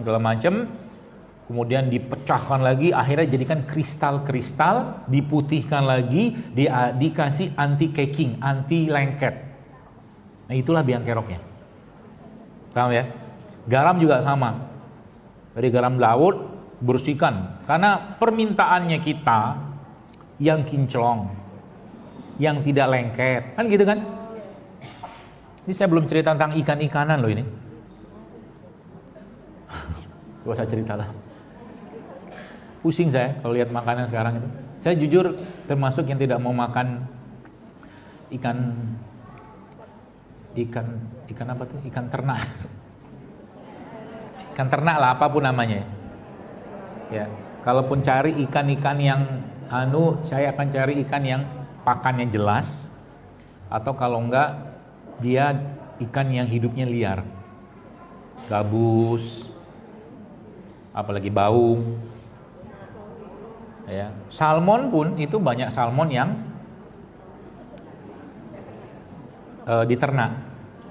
Gak semua bagus. Paling aman apa? Ikan laut. Ikan laut paling aman. Ya. Kalau nggak makan ikan gimana? Ya nggak apa-apa. Makan tahu tempe juga bisa. Problem lagi kan? Tempe, kedelainya, aduh. Makanya ya Allah, kalau bukan karena rahmat Allah, mungkin pusing kita makan apa tiap hari itu. Ya. Makanya kadang-kadang saya mikir mungkin bisa jadi kita perlu baca doa makan itu kan bismillah gitu kan. Tapi mungkin kadang-kadang kita perlu baca juga bismillahirrahmanirrahim. Karena saking banyaknya bahan berbahaya pada makanan sekarang gitu loh. Ya. Baik, itu gula. Jadi paham ya refinasi itu ya. Itu biang keroknya salah satunya adalah gula-gula olahan tadi. Jadi kalau Anda sekarang membayangkan contoh tepung-tepungan termasuk ini nih ya, sorry. Ini nih, seratnya bagus. Nah, salah satu tipsnya sebenarnya paling mudah ya, supaya misalkan oke, dokter saya belum bisa meninggalkan nasi. Saya nggak mempermasalahkan nasinya sebenarnya. Cuma nasinya kita sekarang itu beras ya. Itu sebagian besar seratnya hilang. Sebagian besar. Belum lagi kita bicara semprot-semprotannya, belum usah bicara itu lah. Gak makan kita, pusing kita. Ya. Terus caranya gimana supaya nasi saya itu berserat? Paling gampang ya Anda aja ini. Parut kelapa ini, masukin ke dalam nasi. Berarti jadi nasi liwet dong. Ya kan? Tapi masukinnya kapan? Masukinnya bukan pada saat ada airnya. Kebayang? Jadi nasi udah jadi, Anda parut, masukin ke dalam itu diaduk-aduk. Ya. Supaya tidak nasi itu rice cooker itu sebenarnya masalah juga sebenarnya. Rice cooker. Anda tahu kenapa masalahnya kenapa? Semakin dipanaskan nasi berulang-ulang gulanya semakin naik. Masalah lagi kan? Jadi kebayang kalau orang makan satu piring tuh isinya nasi semua. Lemes itu insulinnya, pankreasnya lemes, ya, lepak gitu. Itu yang pertama, ya. Atau sekarang banyak beberapa produk-produk yang isi biji-bijian, ya, saya nggak sebut mereknya apa, yang itu bisa dimasukkan ke dalam nasi tadi. Itu sangat powerful untuk apa? Untuk mengurangi gula atau lonjakan gula. Ya, atau kalau enggak nasinya Anda campur dengan VCO. Tahu VCO? Ya. Jadi nasi itu campur sama VCO. Aduk. Ada lemaknya di situ sehingga nasinya tidak terlalu memberatkan, dan mulai sekarang cobalah kurangi makan gula olahan. Nasinya dikurangi, banyakin lauk sayurnya, nasi kalau perlu aja. Bukan berarti dokter nih penganut diet tertentu, enggak. Saya tidak penganut diet apapun. Makan aja. apalagi vegetarian. Tidak mungkin umat Islam vegetarian karena kita harus makan kambing setiap tahun. Betul kan? Nabi kita makan kambing, jadi tidak ada ceritanya. Mau teori apapun terserahlah, nggak peduli karena Nabi makan kambing, patokan kita Nabi, gitu ya. Itu beberapa caranya. Kemudian apa lagi yang kita bisa kerjakan supaya gula tadi tidak naik, ya, atau mungkin tidak terjadi lonjakan gula. Kan Biancarok udah tahu kan tadi nasi, kemudian tepung-tepungan.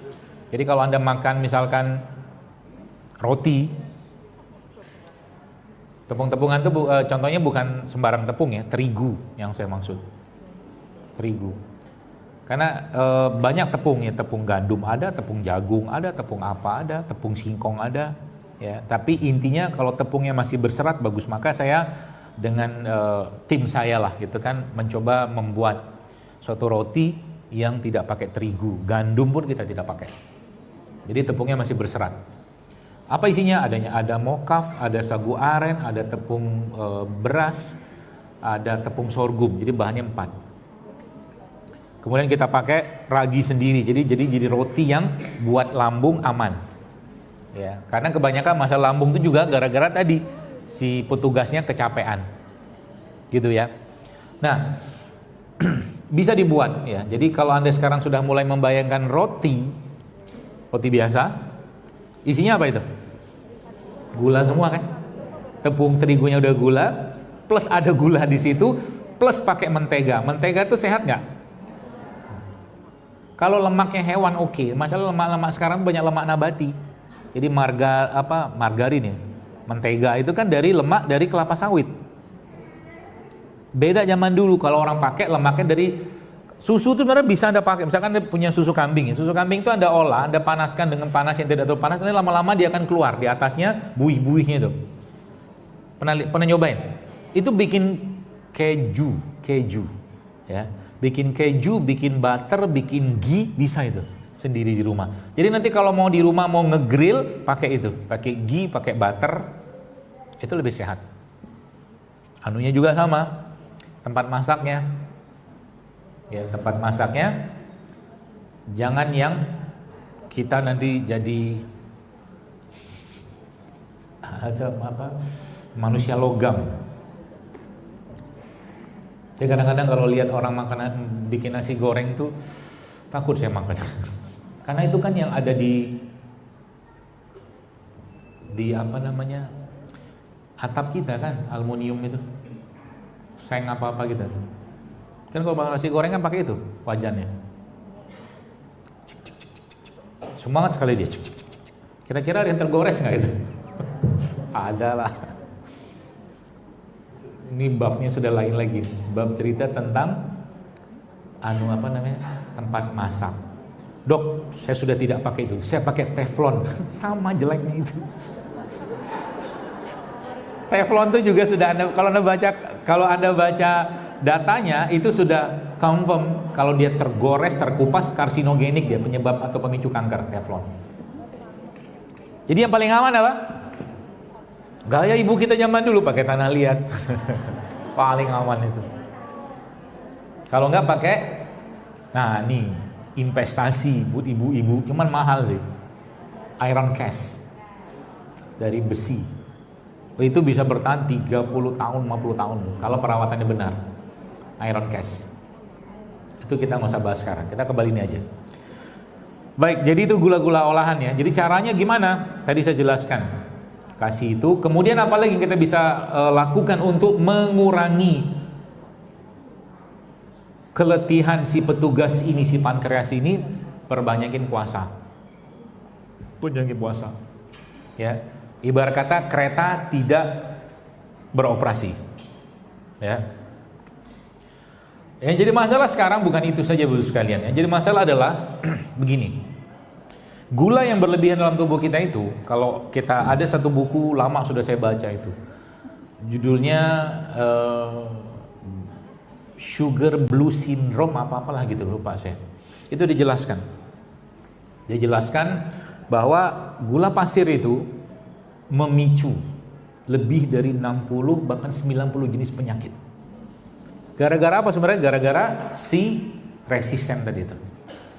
Makanya kalau 3 bulan berakan ini udah mulai stabil, disiplin kita ya, kita nggak banyak berinteraksi sama dia, badan kita tuh akan reset lagi. Tek, tek, tek. Percaya deh, itu hal yang sederhana sekali kita bisa kerjakan.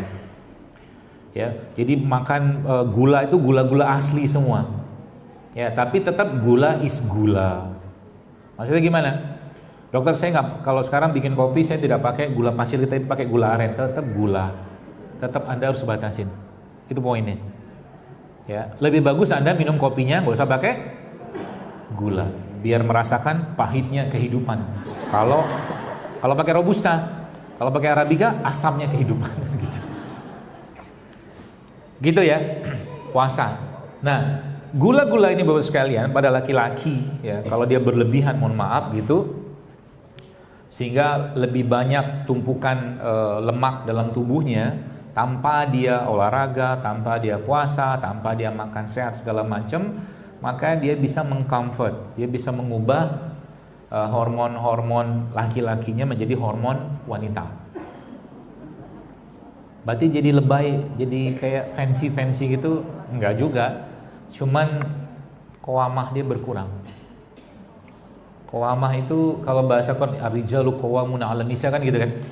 Laki-laki itu, jadi bahasa pemimpin itu bukan tidak cocok, tidak cocok itu diterjemahkan qawamah, karena qawamah itu inisiator iya, eksekutor iya, semua dia.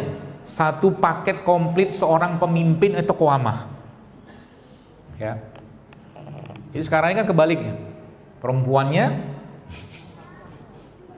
jadi era perempuan kalau saya bilang itu. Laki-lakinya tertindas.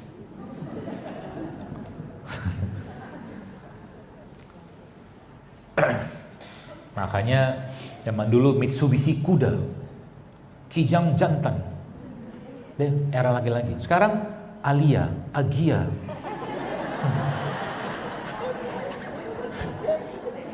Xenia. Laki-lakinya tidak tahu kemana. Oke, kalau bahasa laki-laki Quran tuh Allah menggunakan 2 kata. Laki-laki itu Allah sebutkan sebagai zukuro. Zukuro itu laki-laki secara jenis kelamin. Zukuro. Tapi kalau untuk sesuatu yang memerlukan kapasitas seorang pemimpin, Allah pakai kata rijal, rujulah.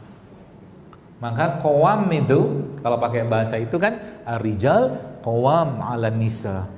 Tidak bisa. Tidak bisa pakai zukuro. Dia cuma laki-laki doang fisiknya. Ya. Tapi secara kapasitas dia bukan sosok qawam. Gitu. Itu panjang ceritanya itu. Baik, yang berikutnya apa cara kita untuk mengatasi itu sekalian? Dari puasa kan, prolong. Nah, makanya nanti bapak-bapak cobain. Ada 24 jam puasa, tidak makan tapi minum aja. Tapi kondisikan badan dulu ya. Kondisikan badan dulu supaya nanti badannya nggak kaget. Ya, namanya water fasting. Water fasting itu sekalian menurut yang saya baca dari beberapa tulisan dan para ilmuwan ya, itu dia bisa nge-boost testosteron beribu-ribu %. Ya, kalau kan prinsipnya begini, tubuh itu kalau seandainya tidak ada bahan bakar atau tidak bahan bakar yang masuk bahan baku, maka dia akan menggunakan lemak kan sebagai cadangan atau sebagai bahan bakar kita. Ya, gula kalau nggak kepake dalam tubuh kita, maka dia diubah menjadi glikogen. Glikogen nggak kepake, dia akan ditumpuk jadi lemak. Nah, ketika nggak ada asupan masuk di sini, maka lemak diakses. Maka ketika lemak ini dipakai, yang terjadi dia ngebongkar semua. Itu canggihnya tubuh kita itu. Apalagi, nah nih beberapa yang saya baca lagi-lagi itu ternyata olahraga tuh paling bagus untuk nge-boost namanya lagi growth hormone itu dalam kondisi berpuasa. Puasa tuh olahraga, tapi menjelang-jelang buka aja, ya sehingga nggak kehausan kita. Itu yang terjadi apa? Growth hormone akan naiknya berkali-kali lipat. Kalau growth hormone muncul, Bapak sekalian yang terjadi apa? Dia akan membentuk otot. Ototnya dibangun lebih kuat lagi sama dia lebih kokoh lagi, ya seperti itu. Jadi latihan beban itu mungkin perlu Anda jadwalkan, ya. Berapa kali? 1 pekan 3 kali. Berapa lama? Setengah jam aja cukup. Nggak bisa setengah jam, 15 menit aja cukup. Nggak bisa 15 menit, 7 menit cukup. Nggak cukup, nggak ada juga 2 menit cukup. Nggak juga sakarep. Tubuhmu kasih tahu ya nggak gelap. Gitu ya. Latihan beban. Apa aja kita dipakai? Masya Allah. Ya, seperti itu. Kemudian apa lagi yang kita bisa lakukan supaya dia tidak melonjak? Itu tadi. Ada beberapa bahan-bahan yang bisa memicu. Namanya metabolic autophagy. Metabolic autophagy itu dia bisa memicu untuk pembakaran atau self eating, sel-sel kita itu makan diri sini, tapi sel-sel yang rusak itu kan itu dimakan dengan apa tuh namanya dengan apa ya? Dengan memasukkan bahan tadi lebih kuat. Intinya puasa sendiri atau melaparkan diri itu juga salah satu cara untuk memicu autofagi tadi. Tapi ada beberapa bahan yang juga punya kapasitas untuk memicu autofagi. Salah satunya nih kunyit. Kunyit ini ya dia punya kemampuan ya untuk memicu pembakaran sel-sel yang rusak dalam tubuh kita.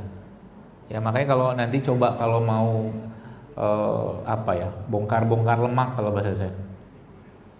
Jadi pagi-pagi itu Anda minum wedang. Jamu, ya ini kunyit misalkan, kunyit, jahe, apalagi serai, paling gampang ini. Kenapa saya nggak terlalu sarankan ini? Karena ini cepat turunin gula darah. Ya, pagi-pagi gula darah kita udah turun sebenarnya. Kalau pagi-pagi pakai ini bisa keliengan kita, kayu manis. Ya. Ini kan kunyit, jahe, serai, tambahkan bukan apa tadi, bunga lawang. Macam-macam tambahin dalam jumlah tidak terlalu banyak. Pagi-pagi gitu dia bisa menstimulus pembakaran sel-sel tubuh kita yang sudah rusak tuh lebih kuat. Itu murah kan? Jadi hidup sehat tuh murah kan? Murah. Siapa bilang mahal? Ya saya nggak habis pikir kalau ada orang bilang hidup sehat tuh mahal. Mahal apanya? Modal begini doang. Bahkan saya di sekolah anak saya ya qadarullahnya ada Zaidul Akbar di situ yang anaknya sekolah di situ. Jadi saya di situ bikin program sama ibarat kata sama UKS-nya lah gitu kan. Jadi ada wedang-wedang gini kita bikin dalam dispenser, semua orang boleh minum untuk mengajarkan atau mengenalkan anak rasa-rasa ini. Ternyata Masya Allah ya anak-anak mulai senang gitu kan, kita kasih gula merah, gula aren gitu kan, supaya apa? Itu ya Allah minuman-minuman saset itu serem loh itu. Pakai gula aja sudah masalah, sekarang nggak pakai gula, pakainya pemanis buatan. Coba aja lihat. Pemanis buatan itu bagusan jahatnya minta ampun beneran. Bukti jahatnya apa? Ada peringatan di situ di bawah. Coba baca. Ya, ini tuh apa yang kita mau kerjakan ini sebenarnya mau nyelamatin generasi gitu loh. Kalau enggak tuh nanti ke depan, nauzubillah min zalik ya, 20-30 tahun mungkin 10 enggak lama ini dengan kondisi sekarang pemakanan yang berlimpah gula olahan ya, berbagai macam, itu nanti akan terjadi namanya epidemic insulin resistant. Insulin resistant itu efeknya bukan cuma ke diabetes, stroke, kencing manis, darah tinggi, sampai ke kanker-kanker itu ke situ beginya. Beneran. Sayang kalau kita nggak selamatin, makanya jangan biarkan tuh anak-anak makan-makan yang begituan. Kalau mau jadi kan anak soleh sih soleh gitu kan, umur 20 tahun nauzubillah min zalik tiba-tiba kena gagal ginjal. Terjadi sekarang.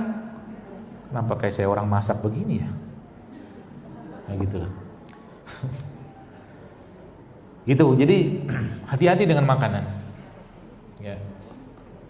Kemudian apalagi bos sekalian yang kita bisa lakukan supaya dia tidak apa? Tidak naik gulanya tadi itu. Minum cuka. Cuka apa aja. Yang jelas jangan cuka dapur. Iya, karena cuka dapur itu sintetik. Dia cuma asetat doang itu. Yang saya maksud di sini adalah cuka fermentasi. Ya. Dan sudah pernah saya ajarkan cara bikinnya. Lama, namanya classic enzim. Ada dua tuh, ada eco enzim, ada satunya classic enzim. Di browsing di reelnya saya udah lama itu. Ya, itu pakai modalnya apa ini nih, buah-buahan ini sama biji-biji sama kulit-kulitnya itu ditumpuk 2 minggu sampai ke 3 bulan. Ya, nanti dia fermentasi, cairan fermentasinya itulah yang nanti Anda campurkan ke minuman. Itu juga bermanfaat untuk apa? Untuk tadi mencegah gula darah naik setelah makan makanan olahan. Mudah kok sebenarnya. Oke, kayak nggak bisa bikin, gampang, beli cuka. Cuka apel, cuka nanas, cuka madu, apa aja cuka. Ya. Caranya gimana? Gampang. Sebelah air begini, Anda campur cuka sedikit, 1 sendok, nggak usah banyak-banyak lah ya. Sendok teh cukup. Minum, aduk-aduk, airnya agak banyakin supaya nggak asem, kan asem dia. Supaya airnya terasa tawar. Ya, minum, bismillah, jangan curiga. Kenapa jangan curiga? Kalau udah curiga duluan nanti dia bereaksi ke badan kita kan. Aduh, nanti lambung saya sakit, nggak usah minum kali itu. Curiga namanya. Ya, curiga. Nah, termasuk ini tadi yang tadi ada kunyit-kunyitan tadi, termasuk kopi juga, dia bisa mengurangi sensasi pengen makan. Jadi kopi pahit ya. Mungkin sudah lihat video saya tentang itu. Gitu. Jadi cuka dia diminum. Apalagi caranya supaya kita tidak tinggi gula, makan sayur ya sebelum kita makan itu. Jadi sekarang kalau Anda sudah membayangkan kira-kira ada orang yang makan nasi goreng ya, 1 piring, kemudian dia makan ada bakwannya 2, ada kerupuk di situ, minumnya teh manis, lalu beberapa tahun kemudian dia mengabarkan kepada Anda dia kena diabetes. Anda bilang apa? Sudah saatnya memang Anda kena. Kan nyari penyakit namanya itu. Olahraga enggak, puasa enggak, makan sehat enggak, makan isinya gula semua. Ya, cari penyakit namanya. Kamu menikmati hidup, ya nikmatilah hidup. Ada setan kok, iblis di situ yang nongkrongin kita. Enggak sesederhana itu urusan makanan itu. Ya, menurut saya dan apa saya pelajari. Jadi harus hati-hati. Jadi sayur-sayuran tuh makan dulu. Ya, sebelum kita mengkonsumsi makanan tadi. Jadi mungkin sekarang kalau berarti penggantinya supaya dia tidak tidak tinggi gula itu jenis karbonya apa? Banyak. Kentang bisa, ya kan? Apalagi umbi-umbian bisa. Beras hitam boleh tapi nggak enak. Saya nggak suka. Beras merah nggak enak juga. Saya nggak suka. Ada namanya beras coklat. Jadi beras coklat itu beras yang tidak digiling sempurna sehingga masih ada pembungkus-pembungkusnya itu. Nah itu bisa Anda pakai di rumah. Jadi kalau nanti ada orang di kampung yang penggilingan padi itu, tapi sekarang yang jual banyak kok. Ya, itu bilang jangan digiling sempurna. Itu ada seratnya itu. Ya, umbi-umbian juga. Jadi salah satu kaidah yang paling sederhana yang saya sampaikan di sini adalah kurangilah karbohidrat. Ya. Jadi kalau kita makan nasi goreng misalkan supaya apa istilahnya itu supaya tidak berat beban pankreas kita, maka makan acarnya dulu. Paham ya? Kalau bisa nasi gorengnya 2 sendok makan aja. Sisanya acar. Loh, cobain. Beneran. Saya tuh nyobain, Pak. Saya ngomong begini tuh saya iseng-iseng saya kerjain. Ternyata memang, tapi saya makan nasi goreng seabrek-abrek itu jelas nggak bisa saya. Saya di rumah kadang-kadang kalau pas pengen saya bikin nasi goreng, ada bumbu sendiri, nasi saya sendiri, saya punya sendiri. Ya. Semua saya bikin sendiri. Ya, gitulah. Nah, itu saya makan udah nasi goreng 2 sendok, telurnya 3. Protein, ya, acarnya yang banyak, nggak usah pakai kerupuk. Kalau pakai kerupuk sekarang sudah mulai ada yang jual tuh kerupuk-kerupuk dari sorghum, non terigu, kan asik tuh. Misalkan, oke goreng, boleh silakan goreng. Pakai apa gorengnya? Pakai minyak kelapa, gitu. Kan asik. Bubur ayam juga, bubur ayam gula nggak? Gula. Nasi kan dibikin bubur. Jadi ada yang mengatakan seorang nutrisionis ingat saya dikatakan bahwa cara menghindari nasi itu supaya tidak tinggi gulanya adalah dimasukin kulkas. Ya benar sih, cuman nggak enak. Jadi nasi dimasukin kulkas, didinginkan itu bagus. Ya, nggak menaikkan gula pada nasi. Jadi kalau nasi itu dipanaskan, orang zaman dulu tuh udah bener masak nasi habis makan. Kan dia masak nasi kan? Lauk bikin, nasi bikin, makan habis. Itu udah bener. Kita ini yang semua serba instan. Bener zaman dulu tuh. Nggak ada makanan. Itu lauk itu dipanaskan berulang-ulang, makin tidak sehat dia. Makin tidak sehat. Jadi lauk terbaik apa? Masak, habiskan. Masak, habiskan. Masak, nasi juga sama sebenarnya. Ya, cuman tadi nggak sempet lah segala macam gitu-gitulah standar. Nah, saya makan bubur ayam, saya coba. Bubur ayam. Kayak orang kan makan bubur ayam isinya apa? Ya bubur, nasinya kan ada, ayamnya, apa lagi? Sate yang versi itulah, versi mahal. Buburnya ada ayamnya, ada kerupuknya, kacang.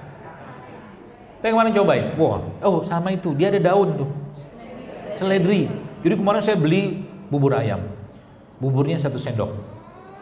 Saya bilang sama abangnya, bang banyakin kacangnya, saya bilang, banyakin kacangnya, banyakin seledrinya. Terus saya makan satenya. Ya. Kenapa dokter nggak mau makan ayamnya? Ada rahasianya. Ceritain semua nanti repot, pusing nanti Anda. Cukup saya aja yang pusing. Ya, jadi makan ayam. Jadi kalau dokter makan ayam apa? Ayam kampung, gitulah. Sekarang udah banyak sih bubur ayam kampung. Ada kan? Itu dia bubur ayam jualannya di kampung. Bukan bubur ayam di kampung. Karena ayam sekarang itu agak-agak bingung saya membedakan laki perempuannya. Ayam, pernah mikir nggak?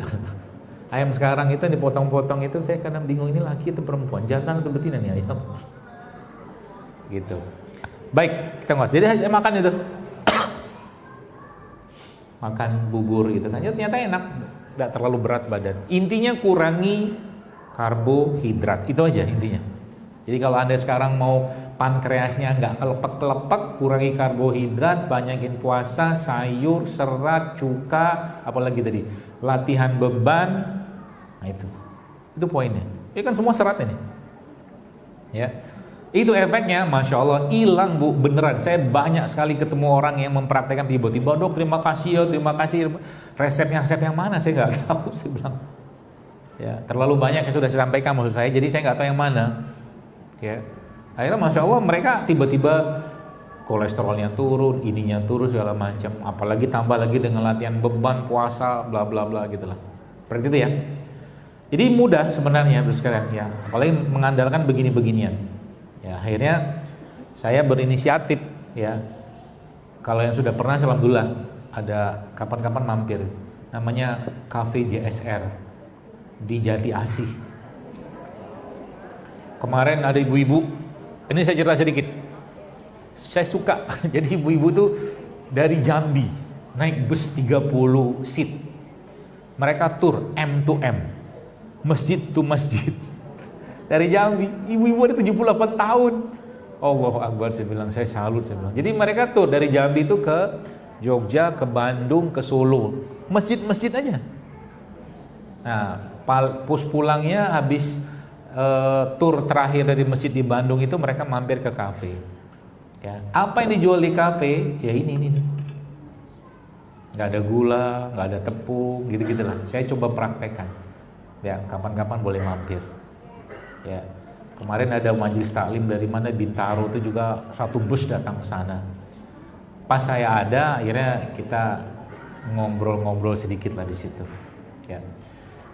Apa pesannya buat saya berkaitan dengan ini semua? Apapun yang kita bisa lakukan untuk memberikan asupan sehat kepada masyarakat, kepada keluarga, kerjakanlah. Ya, di rumah paling tidak kita mulai dulu. Gula pasirnya dikurangi, nasi putihnya dikurangi atau diganti dengan nasi yang lain, misalkan ya. Supaya apa? Jangan sampai masa usia tua kita itu masa usia tua yang berlimpah penyakit sayang. Ya, apa niatan besar kita? Ya, pas 5 menit, 2 jam kita ngobrol. Ya. Masya Allah. Apa niatan besar kita dengan ini semua? Ngapain sih dokter ribet-ribet banget ngurusin beginian? Toh mati juga. Betul gak? Iya kan? Mati juga kok, ajal kita nggak bisa ditunda. Gimana cara jawab ini? Gampang. Pertama, kalau saya sampaikan kepada diri saya bahwa saya ingin mengembalikan jasad ini kepada Allah dalam keadaan baik sebagaimana Allah menciptakan dalam keadaan yang baik. Jangan saya kembalikan untuk titipan dalam keadaan berpenyakitan gara-gara ulah dan nafsu kita. Itu niatan terbaik menurut saya. Betul? Yang kedua apa?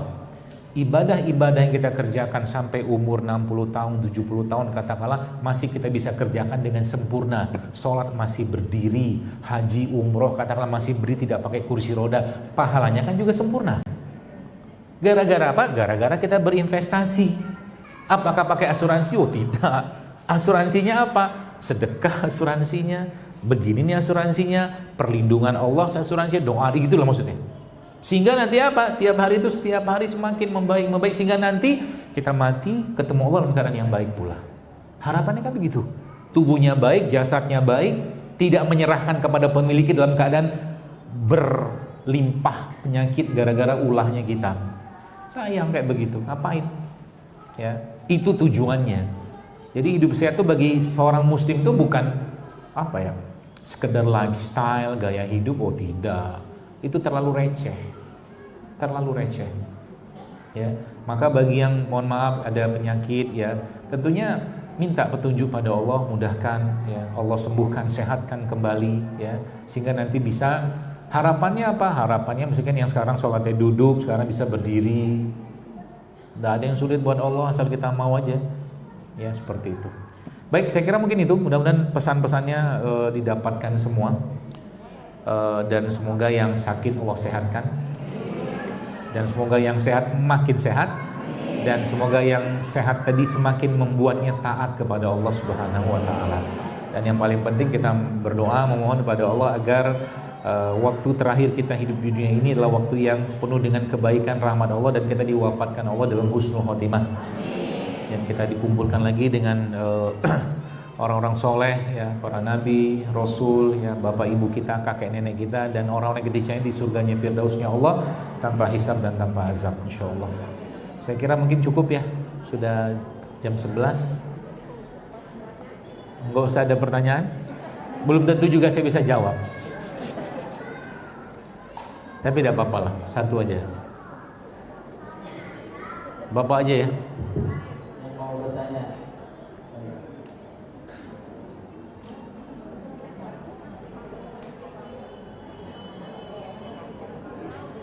Assalamualaikum warahmatullahi wabarakatuh. Ya, perkenalkan saya Najib.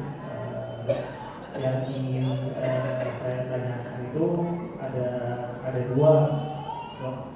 Yang pertama, kalau ada istilah diabetes itu apa namanya, penyakit keturunan pusat itu apakah benar atau apakah salah? Yang kedua itu yang saya mau tanyakan lagi itu tentang ketika orang yang sudah berobat itu kadang-kadang kan dokter itu pasti ngasih antibiotik tuh. Nah, antibiotik itu yang pasti kalau misalkan dia meskipun sudah sembuh tapi itu masih harus diminum sampai habis gitu. Itu bagaimana? Itu dari saya. Terima kasih. So. Waalaikumsalam ya. Assalamualaikum.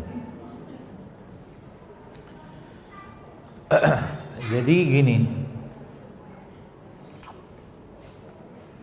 penyakit keturunan itu ini sebenarnya temanya panjang ya kalau kita mau bahas. Tapi begini, kayak pistol ya, pistol yang sudah berisi peluru penuh. Jadi yang ada pelatuknya itu kan. Nah, pelatuknya itu lifestyle-nya kita. Lifestyle, gaya hidup. Jadi kalau orang tanya, misalkan kalau cuman kita ngebahas bab fisik doang ya.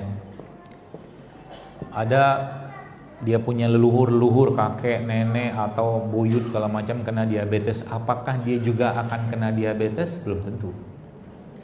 Kan pelatuknya dia sendiri. Gitu loh. Apa yang paling bisa menyetop itu? Maka jawaban yang paling utama adalah agama dan ilmu agamanya. Ada hubungan apa agama dengan ilmu agamanya? Begini Pak Bu, teman-teman sekalian, kita harus yakin bahwa yang penyakit atau apapun itu memang dari Allah tentunya ya. Tapi karena ulah kita juga, ya. Artinya kalau Allah tidak berkehendak dan kita tidak berburuk sangka dengan Allah, ya tidak akan kena. Itu maksud saya ilmu agama. Kita berbaik sangka, kita jaga kesehatan, insya Allah nggak kena. Nah kebanyakan kayak begitu terjadinya gara-gara apa? Gara-gara dari awal dia sudah men-setting bahwa saya ini keturunan diabetes. Itu masalahnya. Ya, saya banyak ketemu orang-orang yang alhamdulillah mereka nggak ada kena tuh penyakit-penyakit begituan gitu loh. Meskipun lagi-lagi sebenarnya paket penyakit itu sebenarnya bukan cuma paket dia turunan dalam bentuk fisik saja. Ya, kenapa? Karena penyakit itu ada emosinya juga yang terlibat di sana. Emosi. Ya. Emosi itu maksudnya apa? Perasaan, ya, kejiwaannya dia, ya. Bab yang paling menjadi biang kerok penyakit-penyakit itu dalam yang saya pelajarin adalah hutang atau luka pengasuhan. Itu ngefek. Dari apa yang saya pelajarin ya, bukan yang di luar sana saya nggak tahu. Luka pengasuhan, defisit cinta, defisit kasih sayang, defisit penghargaan, defisit itu kekurangan. Itu akan berimbas seseorang itu atau mungkin akan berefek ke fisiknya lambat laun. Ya. Kalau kata guru saya, ya, dari apa yang saya pelajari, karena dia kekurangan cinta, maka dia mencari cinta dalam bentuk yang lain. Karena cinta itu manis, maka dia carilah yang manis-manis. Sayangnya, yang manis-manis yang dia makan adalah manis-manis yang tidak sehat. Paham? Masuk? Gak masuk pun gak apa-apa, tapi yang saya dapatkan begitu. Ya, nanti kalau Bapak mau lihat, nih kalau Anda mau riset apa tipis-tipis.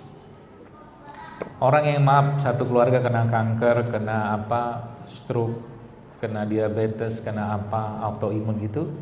Coba cari benang merah emosi, perasaan, luka pengasuhan, nanti sama itu. Sama. Gak mungkin gak, karena kita nih, saya, Anda dapat paketan dari orang tua, paket gen hidung, jadi hidung kayak begini, orang tua terleluhur kan, paket gen kuping, jadi kayak begini. Tapi apakah paket emosinya orang tua juga kita dapatkan? Dapat lah. Orang tua juga mewariskan emosi. Dalam bentuk gen itu punya emosi juga, ya, yang diwariskan kepada kita. Apa? Gen nggak percaya diri, bisa? Ada. Makanya itu sebab dalam Islam ini mungkin pandangan saya. Itu sebabnya kita tidak dianjurkan untuk menikah dengan orang yang tidak selevel. Nanti akan ada penindasan di situ jika tidak ada pegangan agama.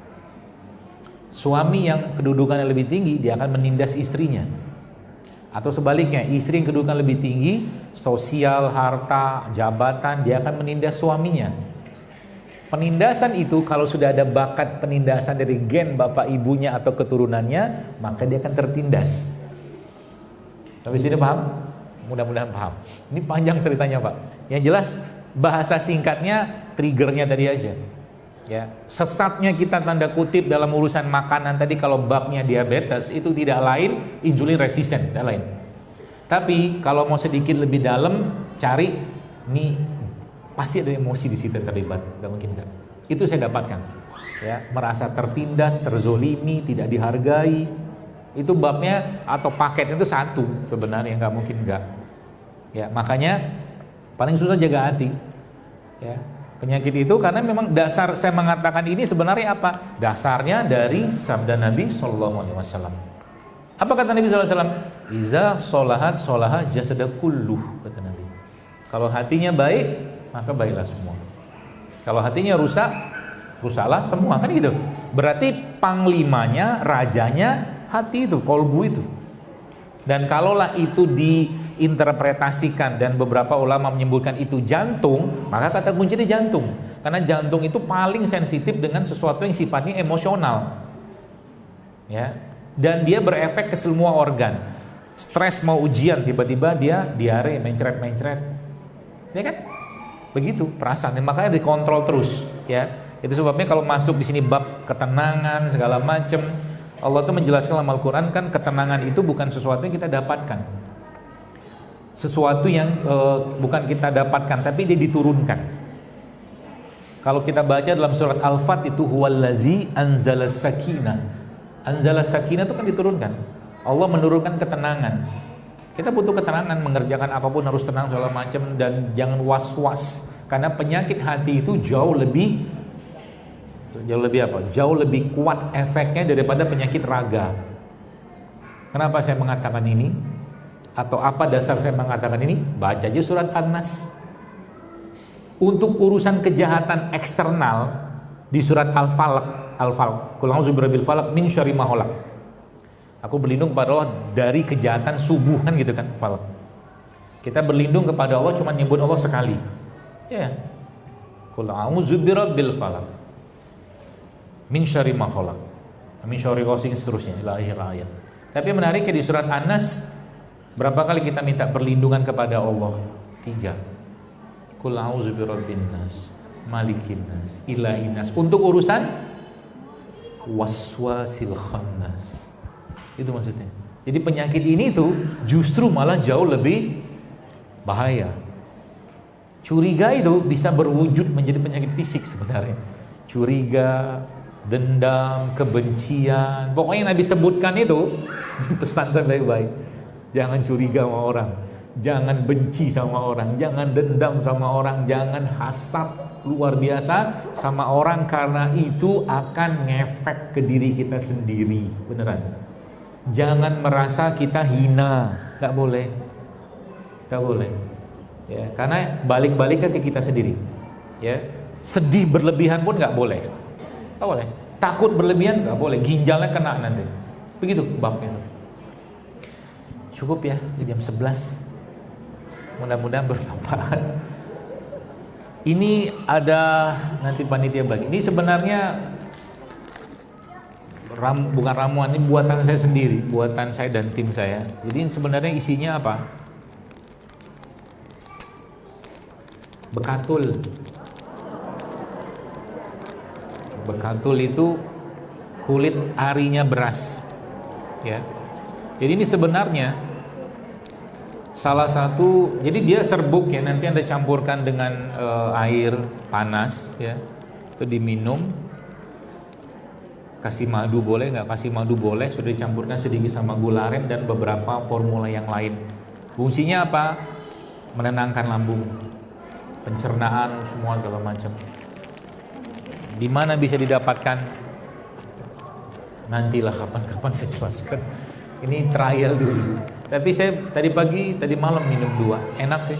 Lambung juga enak. Bahkan yang diare pun minuminnya enak. Ya, kita campur dengan namanya kolagen peptide, macam-macam lah. Campur-campur gitu. Jadi bahasa yang saya sampaikan tadi itu sebenarnya saya terjemahkan salah satu dengan ini. Nanti dibagiin aja. Ustaz ya, dibagiin. Jangan berebut gitu. Baik, saya kira mungkin cukup yang bisa saya sampaikan. Mudah-mudahan bermanfaat sekali lagi dan semoga apa yang saya sampaikan ini bisa diamalkan. Ya, karena sebaik-baik ilmu adalah ilmu yang diamalkan. Ya, jadi kita semua nanti pelan-pelan ya, mudah-mudahan Allah sehatkan kita menyadari bahwa ternyata tubuh kita ini amanah dari Allah, sehingga tiap hari itu kita mengkonsumsi yang sehat. Sekali-sekali cheating nggak apa-apa lah. 20% lah. Saya jangan sering-sering ya. Tapi cheatingnya juga cheating yang cerdas ya. Jangan ngawur cheatingnya ya.